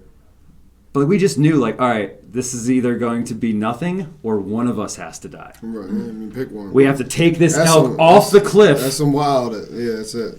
But luckily, he just got bored with us and kept going. It's like, oh, fuck. Thank fucking God. Because it would have been him. It absolutely... There's no way it's me. No. And he would have understood. I would have justified it after the fact, but, you know... The elk? No, fuck the elk, my boy. You were just going to throw your boy in the middle of an elk battle. No, I would have just not thrown myself in the middle of an elk battle. I mean, I dig it. No one should, but I see where you're at. I'm going to watch your ass. See, no, but like... I get every man for themselves, but my point I just is, know a little bit sooner. Would you not jump out of the way?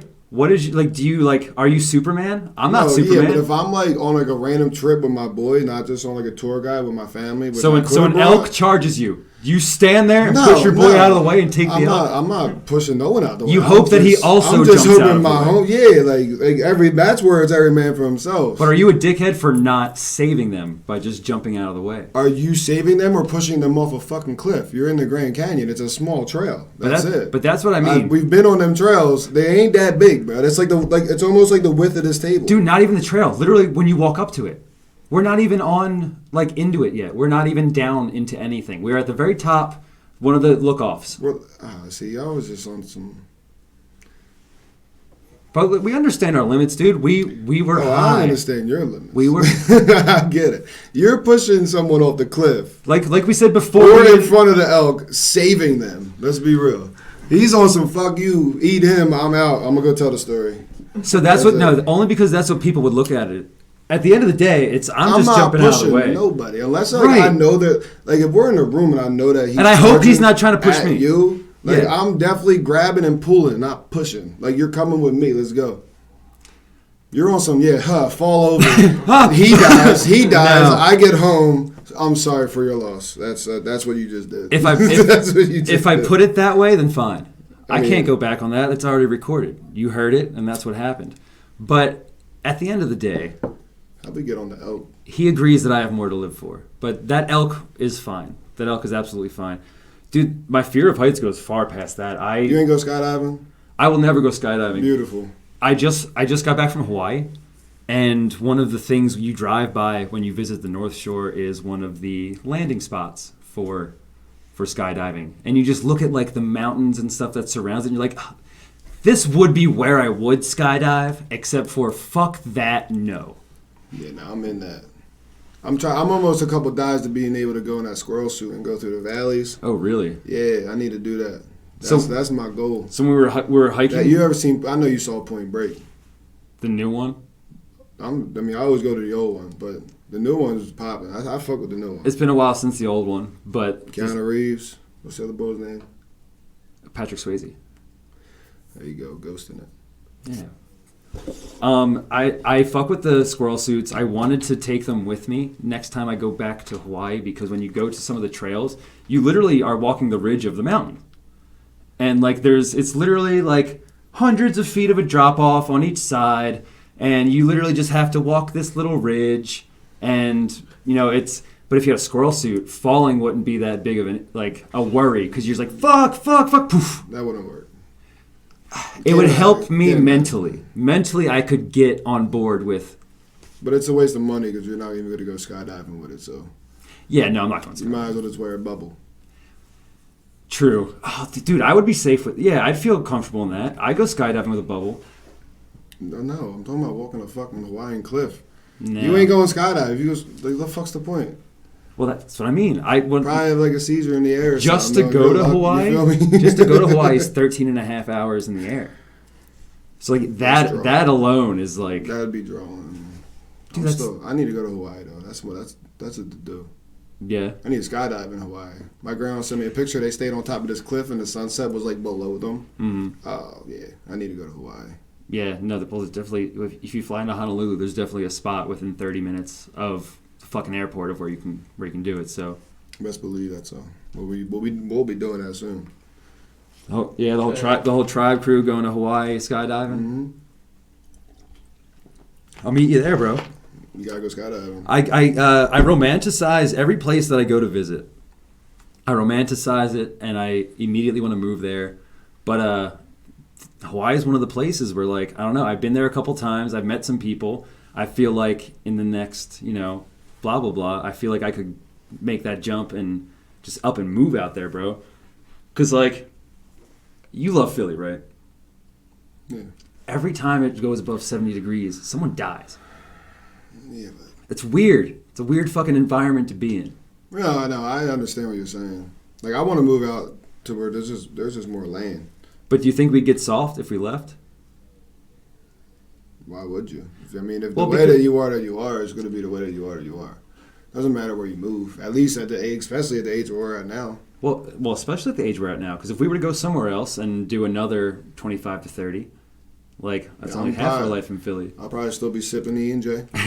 Well, because they're going to be your longtime sponsor at that point. At that point, yeah. But if it was right now at this moment, it doesn't fucking matter. As long as I got some land and yeah, I can grow some shit, smoke, whatever, shoot guns in the fucking backyard, like that's all. How much about the people is it though? Because like you said, you got a solid core of people. Like if you were to bounce from Philly, and not just like they'll visit Jersey close, but they'll visit. That's it. You know what I mean? That's the people that you have to have around you. Not on some like, oh, I'm about to move and fuck. And it doesn't even matter. Like even if you have the people around you that do that and you still move and want to go live the life that you want to live and they don't want to visit, talk on the phone. You know what I'm saying? Like you gotta do what the fuck you gotta do. If you want to go live comfortably, go live comfortably. If you want to go fucking travel and die traveling, then fucking do it. If your friends are gonna be there, you're like, don't worry about none of them. Yeah, my whole thing is like, I don't want to be a slave to like what people think I should do ever. I never want to get caught up in what people are like expecting of me, but like to stay in Philly just because like what? Like no, I don't believe that everyone. So I believe that everybody, no matter where they're born, needs to move out, at least for a couple years, and then if you want to come back, then that's your decision. At least for perspective. That's it. Just to understand that there's more than what there is around the corner. Yeah. You know what I'm saying? People get very enclosed and like. Dude, especially in this city, in this neighborhood. Like thinking that you can't. Bro, Pennsylvania is one of the best states to live in. That's what's fucked up too. And my homie told me that which is a stat of saying in terms of what? Not because I don't shit on PA, but in PA there's land. Mm. There's opportunity of money anywhere you look. It's not hard. There's no like crazy fucking law to tell you have to restrict what you do on your land or anything like that. You can literally go buy a huge ass piece of land outside in Pennsylvania, 3 hours away. Yeah. On the conditions of living the way that you would have to live too. Like don't be so used don't be so used to being able that there's a corner store down the street. Just know that you can also grow what you want to grow in your backyard, because you should know how to do that. At the end of the day, we're all fucking human beings. This shit may shut down tomorrow. Sure. What happens? If you're privileged enough to worry about that, how much privileged people are going to fucking die in a month? And how much privileged people are still going to die in 2 months, 3 months, 4 months that are just so used to not knowing what survival should be. At least entertain it, or at least read about it, at least study it, do whatever the fuck you got to do about it. But do you think our world's that unstable? No, I think our world's working the way it needs to work. The things that people bring around their mind of what the government and what the news is telling you, then yeah, people get caught up in what the fuck's going on right here. Yeah, but like closed ears, phone off, like whatever, just like you, like making your day-to-day work. Like you could go a year without outside influence and just like maintain a life like that you deem worth living, correct? Mm-hmm. So you could do that somewhere else. Yeah. Okay. Yeah, no, dude, it's... Why couldn't you? Because you're thinking about too much over here. Right, no, you're there's thinking just... about what's going on. You're thinking about just go do what you have to do. America is one of the best places to live in.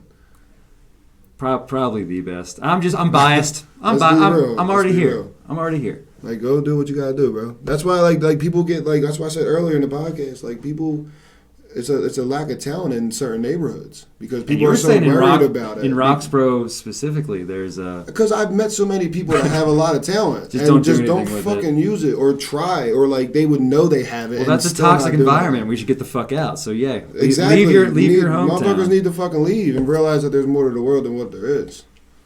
You fucking carried away in dumb shit. We all did. That's why we're doing things that we do. That's why we're led the way we had. Oh, dude, I catch myself all the time. Like, I'll get like super like manic, and just like in my head about shit, and I'll just like I take a breath and be like, dude, I'm just fucking dude in Roxborough worried about dumb neighborhood and fucks the neighborhood not doing anything. Right. Exactly. Well, because if you stay here so long, it becomes who you are. But you get to know the people. Do you know? You run into people at the fucking food store. You run into people at the liquor store. Go to the bar, whatever. But you gotta go home and remind yourself, like that means nothing. Yeah, there's all of that interaction, all of that, everything that's going on to your closest anybody. It only is what you make it. That's it, bro. Just be civil and independent. Mm-hmm.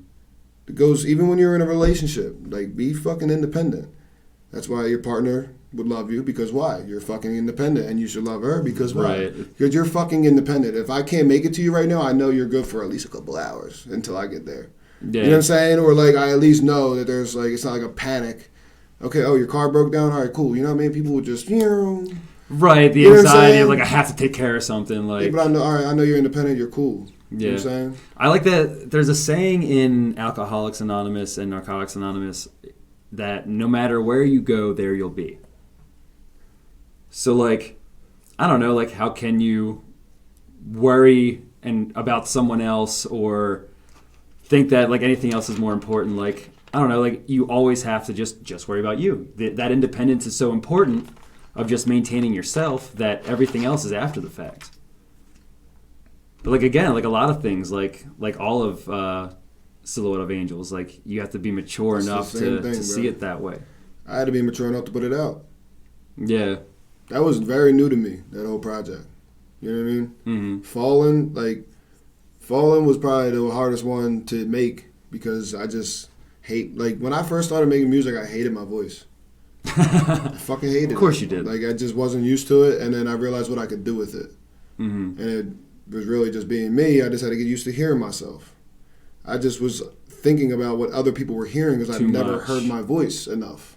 So once I started putting more songs out to like just my homies and then getting their reaction, because they give me the utmost honest reaction that you can give your best friend, and they were like, "Nah, this ain't the one. Try doing this." You know what I mean? Yeah. I'm like, all right, cool. I just wanted to test it. You know what I mean? Test the waters. But everything I tested, I use every day still. I just got better at doing it. It's dope if you trust the people closest to you input.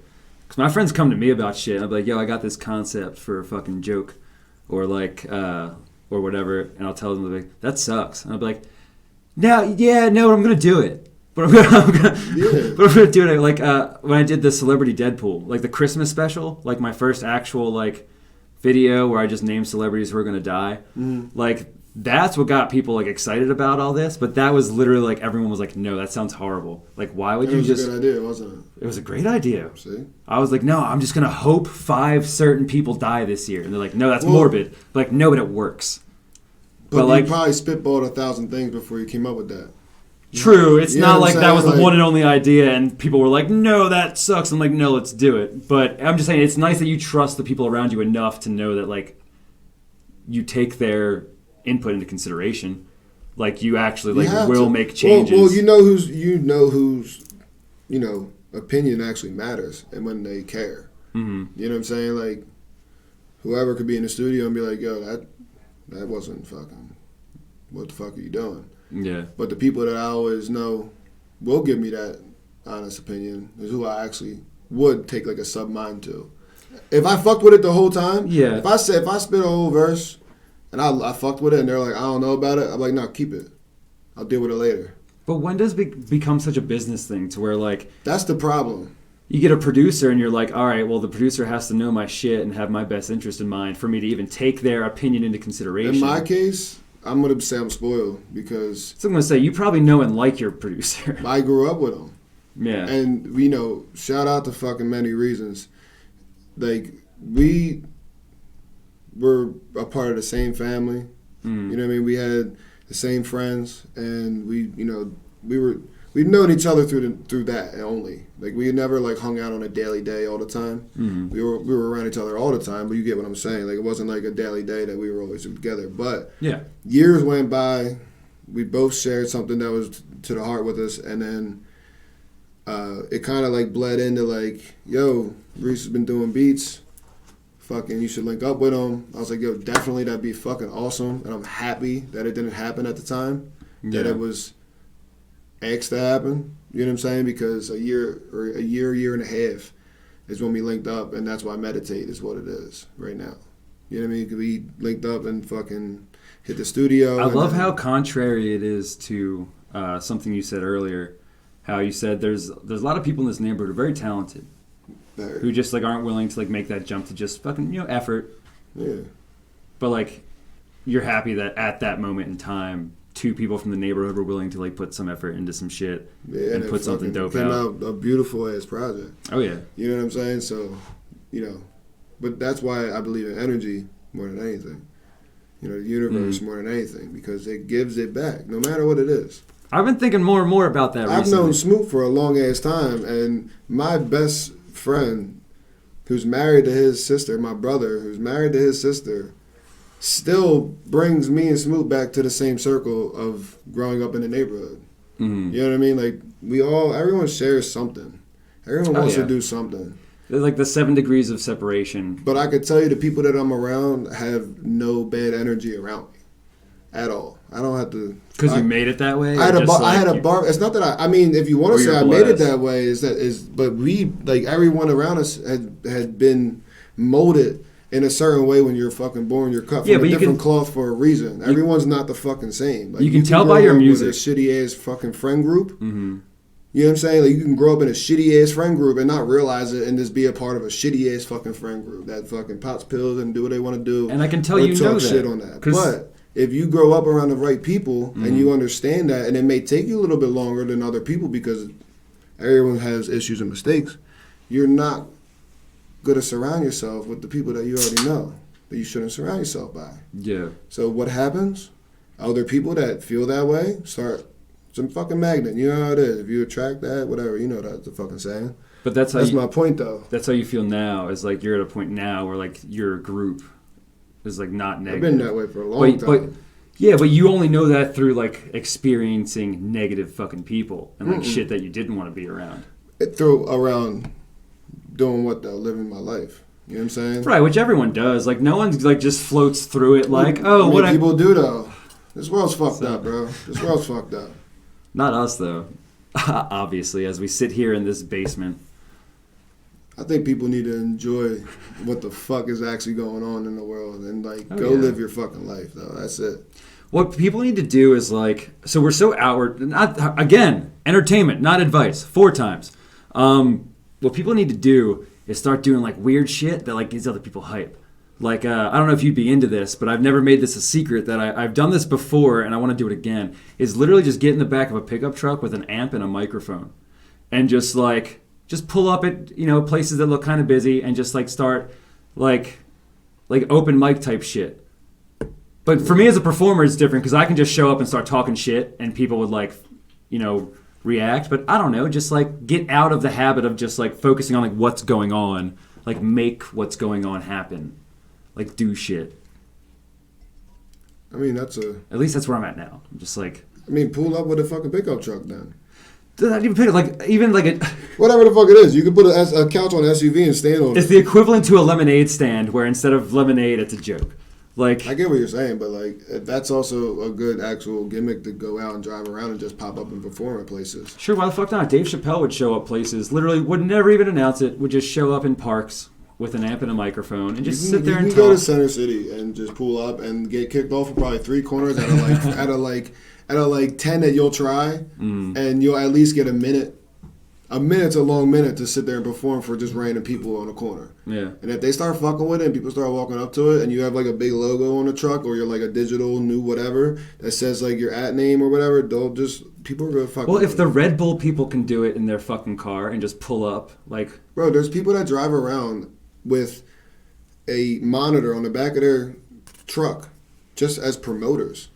They don't get this. The city can't stop them from doing that. Oh no, and they get paid for it. Well, you know what I'm saying? They can agree to get monetized for. You pay like a certain whatever, but like you can just do that. So if you just do that and that's what you're promoting, then do that shit tomorrow. Dude, that's next Joe the Show fucking bumper stickers. Just slide up on somebody and be like, "Yo, be a part of the Joe Show. Here you go." Yeah, you know that's what I was trying to do. Is just slide. Or just do like you said, like you did stand up type of thing. So like go and just start doing stand up to where you can start attracting the crowd because people know it now.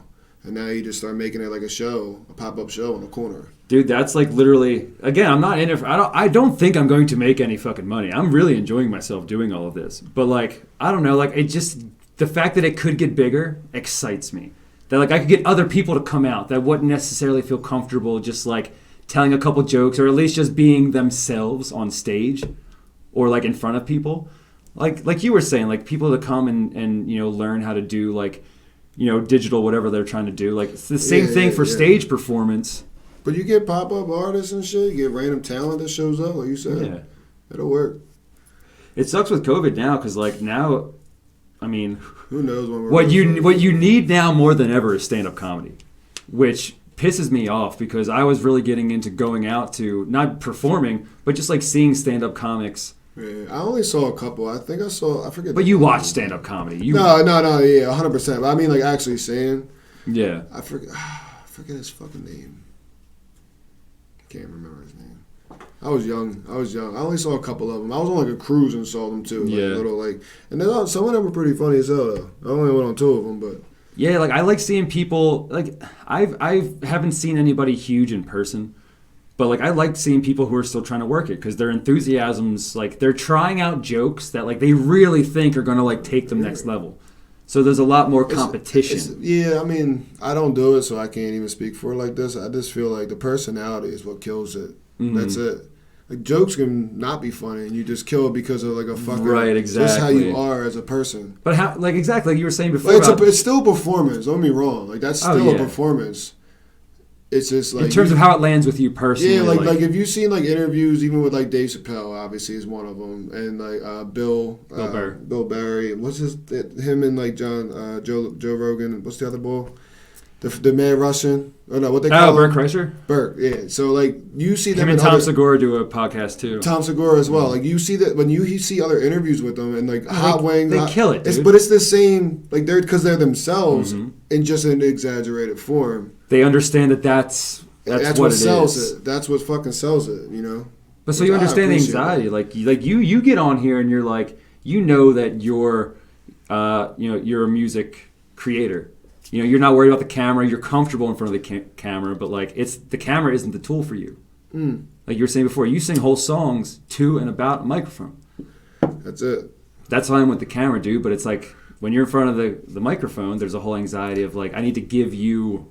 Well, yeah, when I first started, it was like I gotta just be me in front of the microphone. That's why, like, there's a point of, like, how I was saying, there's people that make a sound because they know the sound. It's easy to make the sound. It's right. The wave of the sound, which is great. Like, I'm not hating on nobody. I'm not hating on nobody that, like, has their way of they want to make music. Yeah. I'm just going to make the lane that my music needs to make. That's it. That's all you can do, really. That's it.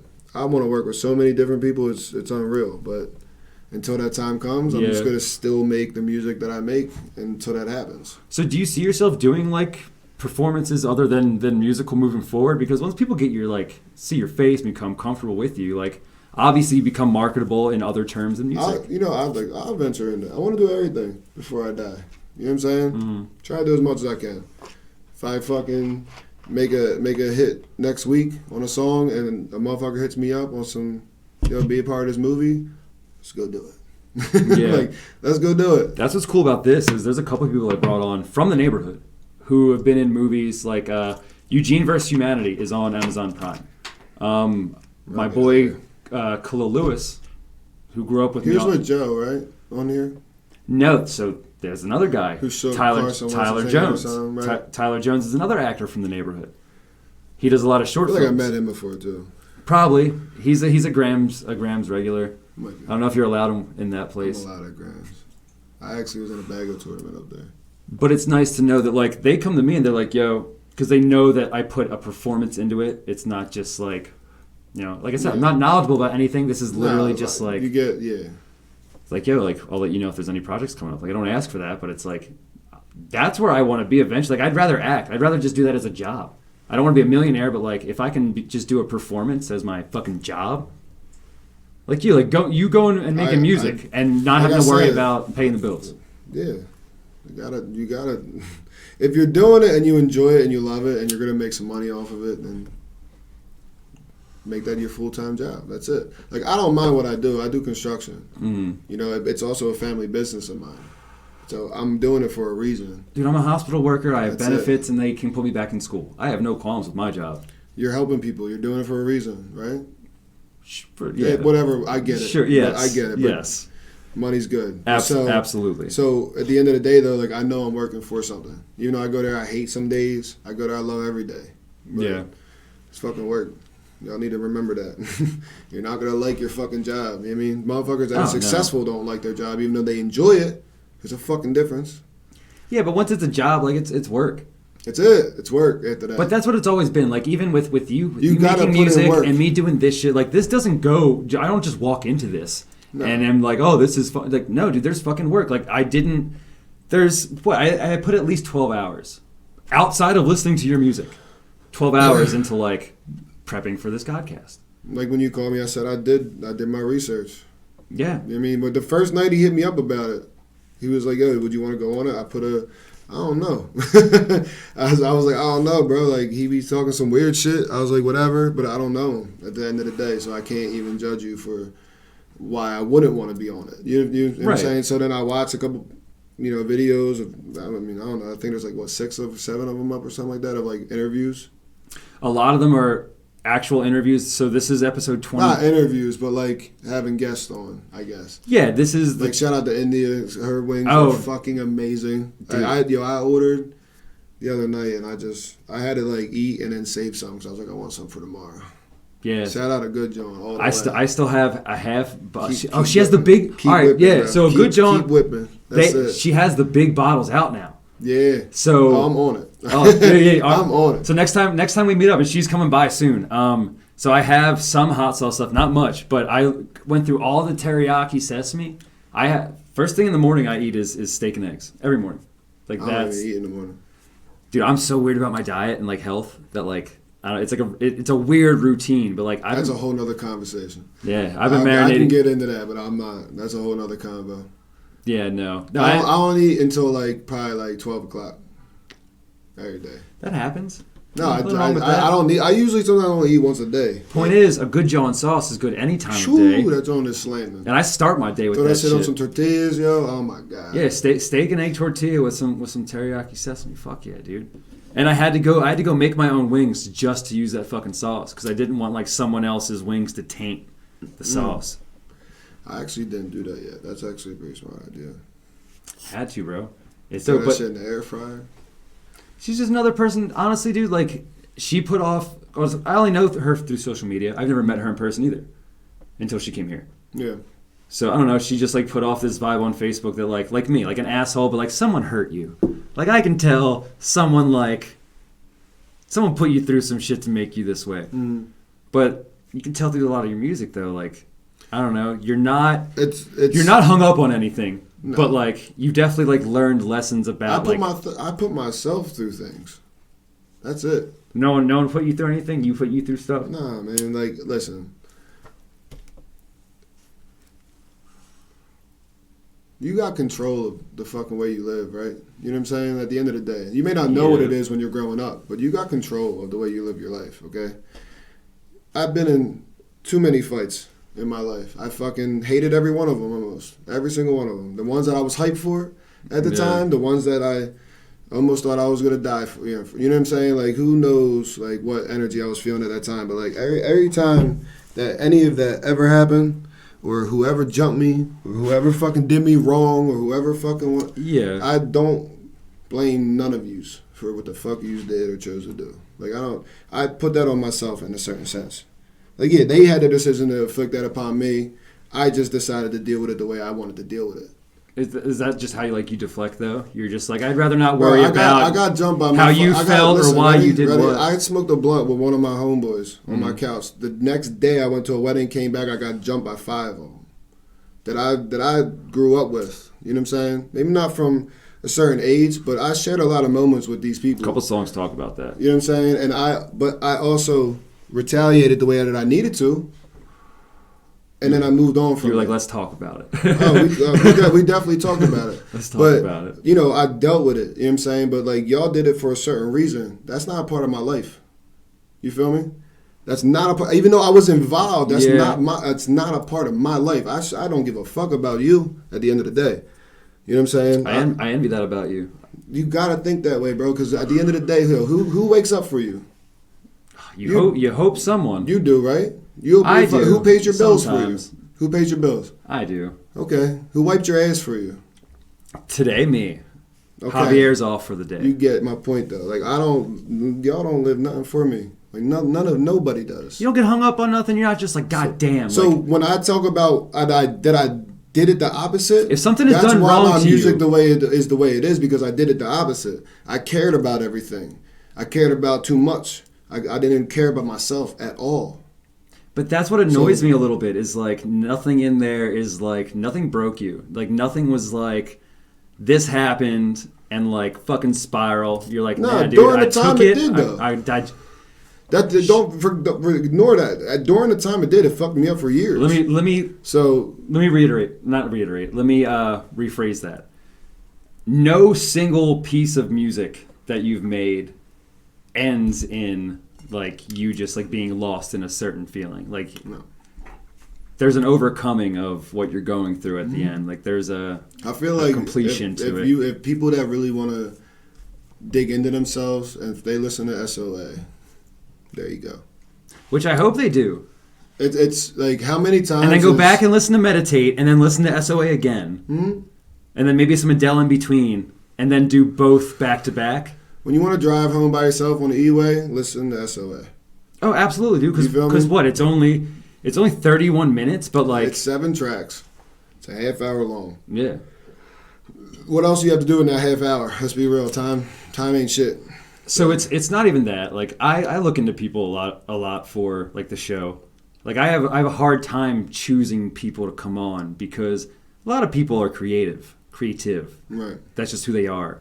But not like I don't know. There's just a lot of people that like their expression, like I don't know. There's not much I want to talk about it about. Right. I brought on this dude Eric for episode 1. I like his music. I like the merch he puts out, which is like what he mostly does. Is like he's a vibe deliverer or whatever. But yeah, dude, just listen to SOA. I was like, all right, he's not just a dude from the neighborhood who makes music. Like, this album's actually pretty dope because I looked at it as an album, and then I was like, you know what I'm gonna do to this motherfucker? I'm gonna go back to his one before that, and I'll be like, yo, if this is the same fucking album twice. Yeah, no. What, Leo Season? No, not Leo Season. Meditate. No, so Meditate because it was kind of back to back. Meditate came out a week after. Yeah, because you were hyped to put out 2 projects at once, which I get weird about because I haven't been able to do that. Like even with my solo videos of me just like 1 minute. But I'll tell you right now, and everyone that's listening, I got singles coming out for a good amount of time. You just said you had 400 songs, just like. Well, those were songs that won't ever see the day of light. Maybe not. I'm saying like those were songs that like we did That's how many songs we did before we put music out. Yeah. You know what I'm saying? Like, because you can just make music, bro, and you can make fucking music. Anyone can make music. Anyone can make a podcast. Anyone can fucking draw a fucking picture. Oh, dude. It's good. But to know what lane it is of what type of podcast you're doing, what type of painting that you're trying to do, what type of music you're trying to make, like I told my homies doing shout out to Vigilante. Follow Vigilante. Oh, please do, because there's going to be news about that later. Yeah, so I did an interview with him, and I told him the same thing. Like, we made so much music to just try to figure out, like, what type of music we're going to make. Or not even really make, just, like, find our lane. Like, what are we doing? What do we got? Let's use this. Let's fill up our tool belt. Let's see what we got, what we can use. You know what I'm saying? So we got to a point where we started putting music on SoundCloud and, like, all that, and... You know, it's that direction. Yeah. Where it's like, okay, we know what we're doing. Let's start putting music out. Let's hone in on the objective. Yeah, execute. That's where the business comes in, but we were still having fun. You know what I'm saying? Like, it was still fun. You gotta have fun with it. If you ain't having fun with it, then it's work. Then it's a job again. Then you're wasting your time. Then you're a slave again. You're wasting your time. Absolutely. And that's why, like, with this, like, I don't do it unless I think I'll enjoy it. Like, I really don't. Like, if I listened to, like, your music and was like, this is trash, like, I would have never, like, you know. Yeah, why would you? Exactly. Why would you? Yeah, no, exactly. But, like, I don't know. I'm glad people are, like... I enjoy, like, the neighborhood actually been showing a lot more love lately, which... Oh, I definitely noticed that. Again, I wasn't really expecting any from. But. The neighborhood's a lot nicer than you think, bro, because in my head... What people think of me in this neighborhood was so low. Shit, I'm right here. This is what I think the people look at me as right here. Yeah, let's do that real quick. Real quick, that's the truth. Joe the Show's Celebrity Deadpool, dead. Well, look at it this way, ready? Dead. But look at it this way, ready? Yeah. You have, you know, a local artist or a local podcast or a local business or whatever, right? Mm-hmm. Like India too, as well, like business-wise. Whether you've done your own whatever mental damage to the neighborhood or what people look at you at in the neighborhood, you can go back and still try to accomplish what you're accomplishing. You already succeeded. You know what I'm saying? Because people always look at too many people to give them opinions. Or like I said, everyone's got one. So asshole. You know what I'm saying? So when you go through it and you're like, okay, well, I can still do this. Don't expect nothing from them because they know you too, or they think they know you too well. Like, oh, LNL's making music now. Okay, let's hear this one. You know what I'm saying? And then it's like, and I dealt with that for a little bit because when we started putting music on like SoundCloud and stuff, like, you know, I was already at the point where I was like, damn, I can actually write some music, whatever. But I was like, you know, for like a good, like probably a month, bro. I'll give y'all a month of my fucking energy, bro. A month. I gave like probably a solid month of I cared about what people thought in the neighborhood. And that was before I even dropped anything on all platforms and like shit like that. Yeah. And then after that month, I think I got fucking real drunk one night, I made a song. Yeah, I got real drunk one night and I made a song called Blizzard that probably won't see the light of day. And I fucking showed Mike and Christian. I'm writing that down because you need to release Blizzard. And I fucking showed them, and they were like, you definitely have to keep going. Like, that's what they told me. You know what I'm saying? I was like, all right. And then, you know, I think, like, probably almost... I'm glad someone fucking said that, because there's so many times, like, I'm guilty of it. I'll see someone do something they like to do and not compliment them on it. I'll be like, what the fuck was I should, like... There needs to be someone who's just like, yo, again, yes. A lack of talent from the neighborhood, because people don't sometimes embrace what's actually going on. Yeah. You know what I mean? Like, there's so many other places that are successful for a reason. You know, New York, there's so much talent in New York, you cannot... There was, sure, yeah. You get my point, though. It's so easy to find. But now people are taking it upon themselves. That's true. I mean, like, yo, Philly opened up crazy. I'm not I'm not doubting Philly at all. I love Philadelphia. We have a great opportunity here. Mm-hmm. But you know when you leave and go just throw yourself out there somewhere else, just like moving. It goes for the mind. Like, you're still succeeding. You throw yourself out there, people will be like, holy shit, and next thing you know, there's another 1,000-some followers. You know what I'm saying? Like, or whatever the case may be. Or maybe just that mental aspect of like, wow, there's 1,000 more reasons why I can go venture out and like still be successful. Yeah, but that's what sucks is it's such a business thing. You're like, oh, once the numbers get up, then I can afford, not financially, but like I don't have to worry about progression if I do it remotely. Cut out the Hulus. Cut out the fucking Apple. But you have to stay up to date with what everyone else is doing. No, you don't. Well, all right, music is different. No, you don't. The Apples and the Hulus, I have to watch. Don't get me wrong. Don't get me wrong. Like, yeah, there's a reason why. Again, I even said earlier, I dropped 2 projects back to back, and I'm going to be dropping a bunch of singles. You know what I'm saying? Like, there's a reason why that we do things, because you have to stay on top of things. Like, you got to stay on top of your job. You can still live your fucking life. Yeah, that's it. Prioritize.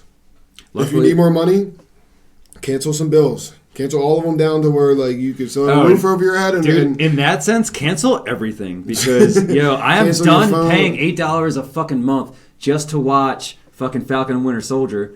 I didn't even get to watch it yet. I watched WandaVision. Don't worry about it, dude. While I was waiting for you before this... Are you about to give me like a spoiler alert? No. I'm not saying anything about the show. But I did a live video waiting for y'all watching Falcon and Winter Soldier. Wait, is that the post but in that video, I spoiled it. That wasn't. No, that was me. That was me getting the setup ready. He was like, yo, he put up a whole video of him setting the room up.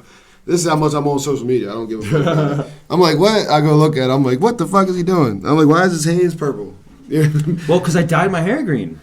I was looking at it. It don't look green. Well, because we're in like weird light. I mean, no, now I can kind of see it a little green. What's the green though, bro? Dude, I don't know. It's weird to look at. Which, like, I don't know. It gets a reaction. For you? No, I love it. I absolutely love it. I'm kind of. What makes you think people are gonna make it weird to look at? Because it's green hair. People can't. We're from Philadelphia, bro. Green's like a fucking normal ass color. But like, you notice it, and green is like a trash color. You know what I mean? I don't know. It's the concept is that when people see me, I don't want them to see me. So you still care about what people think about you? No. I just don't want... I just rather... In that sense, that's what that said. No, I would just rather give off like a presence of like, I'm so...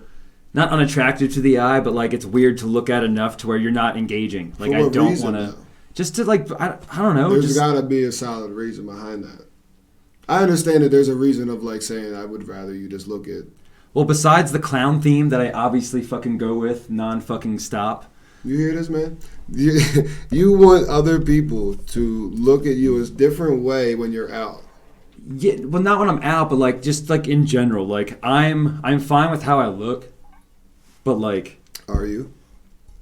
No, I don't know. Okay. All right. I promised you. I'm just being serious. Because I told both y'all before you got here that it's open book. Say anything. I'm not fine, and the green hair is just something like I sent this to a friend of mine, me dyeing my hair, and he was like, "What trauma are you going through?" I was like, "Fuck you, bro. Life is trauma. I mean, kiss my ass." I'm just saying. GFY, go fuck yourself. Be open right now, like let it out. No, nothing, dude. I don't know. I'm not. Listen, I walk outside. People look at me like I'm, and I am. I'm not saying they look at me like no, but people be like, "Oh my God, LNL, thank you, congratulations on your album, whatever," and like they look at me a certain way because that's how they're good to look at me. But I still present myself how I am right now. At the end of the day, I don't care if I gotta walk outside. Yeah, y'all can shave my head right now, which is not happening. But I'll still go outside and not think that my hair is going to change the way that I feel, the way people look at me.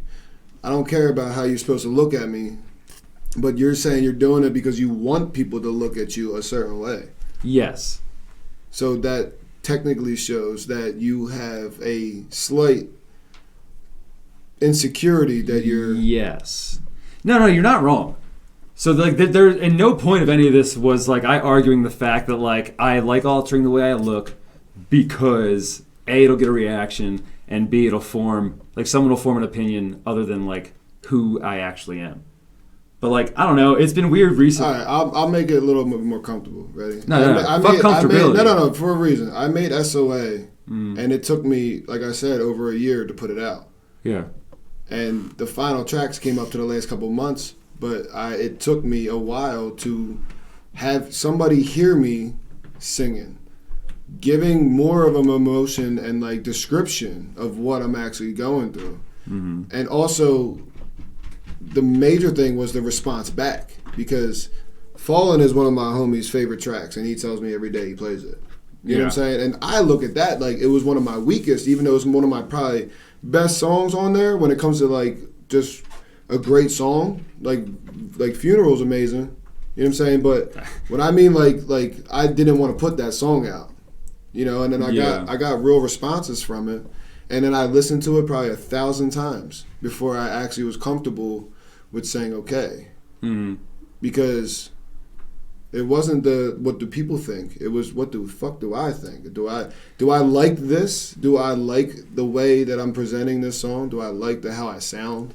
Right. So you're like in your head the way I am sometimes about not like physically out in public. Not physically, but again, we're a different kind of artist.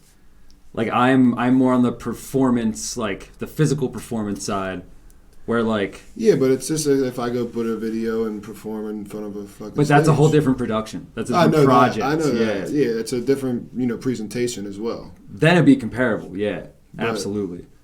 I mean, I don't know. Like it's definitely like a showmanship type thing. Like I definitely like looking this way for the act. For the act, yeah, because it's all. Would you get lost in the act then?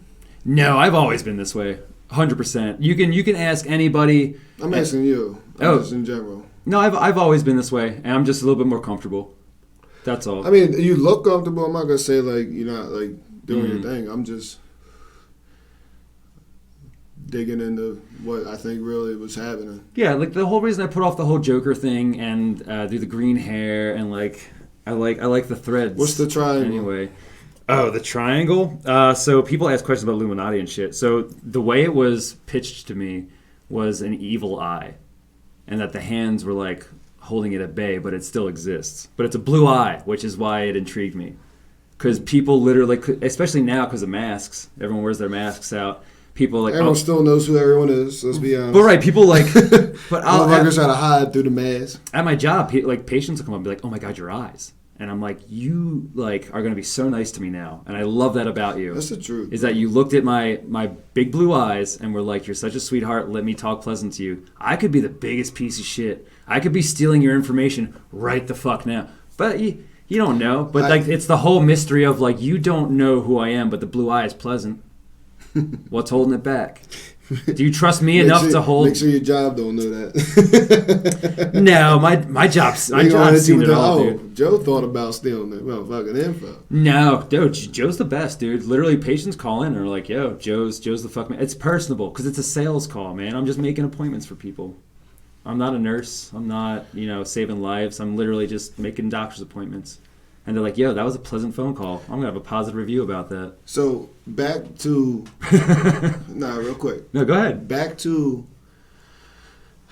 let's say, epilepsy and addiction. Sure. Right? Okay. Does that affect why you do what you do today? Like, through what you did? Is that, like... Not epilepsy meaning because there's also an issue of, like... You restrict yourself because of certain things, is my point. Yes. I didn't mean epilepsy as in like, just because you have it changes your fucking life. That's not what I meant. You get what I'm saying? Like certain things restrict you, obviously. Sure, yeah. And then going on to and the addiction was alcohol? I was a fentanyl addict for a little bit, and then damn. Yeah. And then, the fuck is wrong with you, bro? And then between alcohol and other stuff, I had a problem. Turn this podcast. Yeah, dude. Kids, turn that shit down. Dude. I know. I already know. There ain't no fucking restriction. But yeah, man, you the past... in the bag. Dude, fucking, you're telling me, man. No, the past couple years... You did the video earlier. I was like, he looks like he's on a bag. You were like, "You ready, kid?" I was like, "Oh shit!" Well, that's like, the whole act, dude. I gotta be like hype. I had the dye was in my hair, and I was just like, "Hey, everyone!" I had to put the smile on. You definitely looked a little shot out. I ain't gonna lie. I was like, "He's smooth. We about to walk into something right here." Yeah, no, it was. I got I like putting on a show sometimes, and I think dig it's it fun. though. Listen, I told you from before the camera was rolling that I understand. That's why that got brought up though. Yeah, I was just curious because like if you got that like I gotta dye my hair green thing. Mm-hmm. do it for what you want to do it for, not because you feel you have to. Well, it wasn't like I was dyeing my hair green before and shit. I was doing unhealthy things to if you did it fucking purple or not, you feel me? But like you said, like you walk outside and you want to like make sure people look at you a certain way. Yeah, exactly. Like, but literally, it's more like it's. If that's the lifestyle, I get it. Oh, it's clown. It's clown facing. Like I want people to look at me and think clown. And that's the lifestyle. I get it though. It's what I'm giving people. Like I'm giving people myself. But like at the end of the day, what have I been the past 30 years? Except for like, what have you been? A really, really funny, ongoing joke. To me, from tonight, from this, what was it, probably an hour and 45 right now. What are we at? I would say. Smoot, what are we at, buddy? I would say to you, being a father of two, doing what you need to fucking do in general, and obviously having any human fucking flaws that you would, bro. Like, do what the fuck you still doing. You feel me? I'm not gonna say. I appreciate that opinion you have. I'm not gonna hate on you for anything that you do, but I mean, everyone be doing some goofy ass shit. Like we all did goofy shit. You did some goofy shit. Oh yeah. Everyone does goofy shit. I literally want my kids to see what I'm doing and be like, "Yo, that took some balls." Like maybe it's weird, maybe I don't agree with it. Kids shouldn't be restrictive. They just need guidance. That's it. Oh, absolutely. My kids, like you shouldn't even tell your kids no unless it's really that damaging. You feel me? Like you can't restrict. Oh yeah, the fucking like kid. 2 desserts? Nah. God bless my homie, bro. He be all my homies be raising their kids the right way. Bro, my kids are damn near teenagers, and at the end of the day, it's like my daughter's 10 and my son's 8.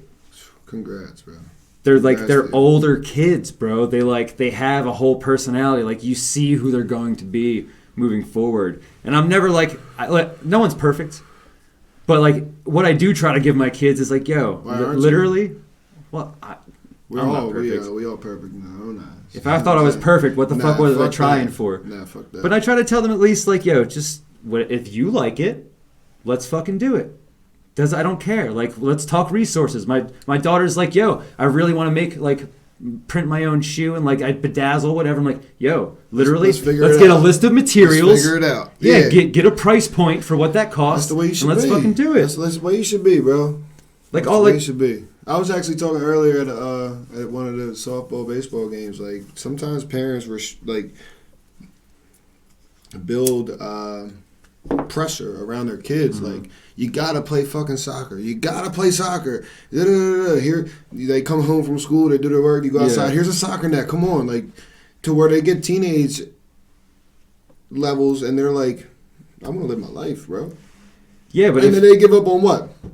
Fucking soccer. But they have the memory of someone being like, yo, fuck it. No, they had the memory of someone caring, which is great. Yeah. Which is great. You know what I'm saying? But that's also why, like, I also was saying to my homies, like, I need to be around, like, my nieces and nephews more because people get so, listen to this, people get so prioritized into thinking they have so much to do in their life on a daily basis. Yeah. Like, they probably think a shower is 3 hours when it's really fucking 15, 20 minutes. Yeah. Some people take an hour. Who gives a fuck? You get my point. Some people go home, I got to cook dinner. I got to go walk the dogs. I got to feed my kids. I got to go shower. I got to go do laundry. I got to go do this. I got to slow the fuck down. Mm-hmm. Because most of the time y'all go home, because I did it. I go home, I fucking think I had so much shit I had to do. I had songs to work on. I had other artist songs I had to work on. I had emails coming in through work. And, like, I go home and do nothing. And what I did was not accomplish anything. I could have went to my nephew's fucking baseball game because I did nothing. Showed support. I could have went and did some of the lists that I fucking thought I was going to do. But people get so prioritized and, like, thinking, like, oh, I got to sew. I got to, oh, my God, it's fucking social media. Like, people get so distracted. And it's like, bro, like, I told them, I said, yo, send me all their schedules. I'm going to put them on my calendar so it's in front of my face, be more prioritized. Put it in front of my face, and I'm going to go to these fucking games when I can go to. I got to make a bunch of music, and I still. It's a small neighborhood. Go to I know who your nieces and nephews are. I see the pictures of you there. Mm-hmm. It's like this all just isn't bullshit. This is all like most recent that I've actually been showing the fuck up because last year was one because no one can go out. Bro, same with making music. Better late than never, bro. Same with like me getting on here. Better late than never, bro. Kids need that shit. They need to see it. Needs to see that shit too, and I need it. I need to see my family. You feel me? At the end of the day, I remember my aunt called me the black sheep, bro. I was at Thanksgiving, bro. I love this. Black sheep. Ready? I was at Thanksgiving, And this is my side of the family. I mean, both my side of the families are very, very, responsible and caring and all. One side's just very more angel-like. Mm-hmm. You know what I'm saying? You don't really curse that much. You don't drink like that. You drink beer. You don't drink shots. You know what I'm saying? My other side will take shots every morning, which it's just great. Two great lifestyles. They're all healthy. Yeah. Everyone's great. There's no like addiction or nothing. It's a very great like fucking family I have. Like yin and yang is what I call them. Yeah. But I go to my fucking one side and I'm sitting there scooping up Thanksgiving fucking dinner and shit. And I slap my fucking potatoes on the table, and my aunt goes, "So you're like the black sheep of the family?" And I said, "What do you mean by that?" I guess I am. I was high as hell. What do you mean by that? Oh, like, you're just, you're going to become a rapper. You're going to do this. You're going to do that. You're going to do this. And I was like, well, I put the green bean casserole, and I fucking hard as shit was like, whoosh, I guess I'm going to wear that then. You know what I'm saying? Yeah. And I don't hate on her for doing it at all, because what I that was your realized Jake Gyllenhaal. Is you're like, I'm just going to be the black sheep even harder. And the reason why I did it is because I was like, I'm at least doing something I want to do, because a lot of people don't do it. They just go and get this job. My father is 55 years old and miserable. Yeah, miserable. He never's done what he wanted to do. Because he didn't want to do what he wanted to do. That's it. Never.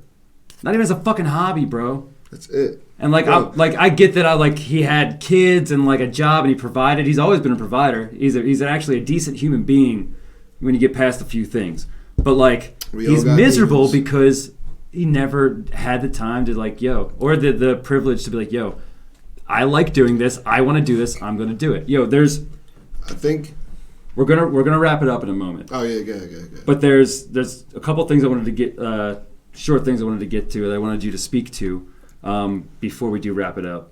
Because this has been great, but it sucks that we got caps and shit. To people in the fucking, not just the neighborhood, not just Philly, but to the world, anywhere, to the world. If they enjoy doing something, that it's in terms of entertainment, because I can't speak on anything else, but if you have an outlet that makes you feel better, and it might make someone else feel better, should they do it? 100%. I obviously don't abuse yourself. There's no drug in the world that can make you feel successful at all. So don't feel like you have to take something or do something whatever that do anything that's positive and do anything that makes you feel good. That's it. That's all I can say. If you want to make music, if you want to write a book, if you want to fucking be a director, if you want to be, make the next biggest clothing line. Yeah, better yet, if you have something, send it to Joe the Show. I'll fucking watch it. I'll read it. I'll listen to it. Fuck it. I mean, send it to me, bro. Y'all got my Instagram. He'll post it. It's gonna be all over this post. He'll post it, I'm sure. You know what I'm saying? Because we both just admitted that's the end game, right? That's the end game. Do what you want to do what you need to do, and make sure you enjoy it at the end of the day. That's it. Just make sure you enjoy it. There's no reason why you are being stopped. Your mom, your dad, your sister, your brother, your cousins, your best friend, your fucking girlfriend, your boyfriend. They cannot tell you no. That's it. Plain blank. They cannot tell you no. I'll leave it right there at that. What's next for Tribe Records? Shoo. No, we've been doing the shoe so early before that, but plenty of music's coming out. Videos are coming out. Promotion.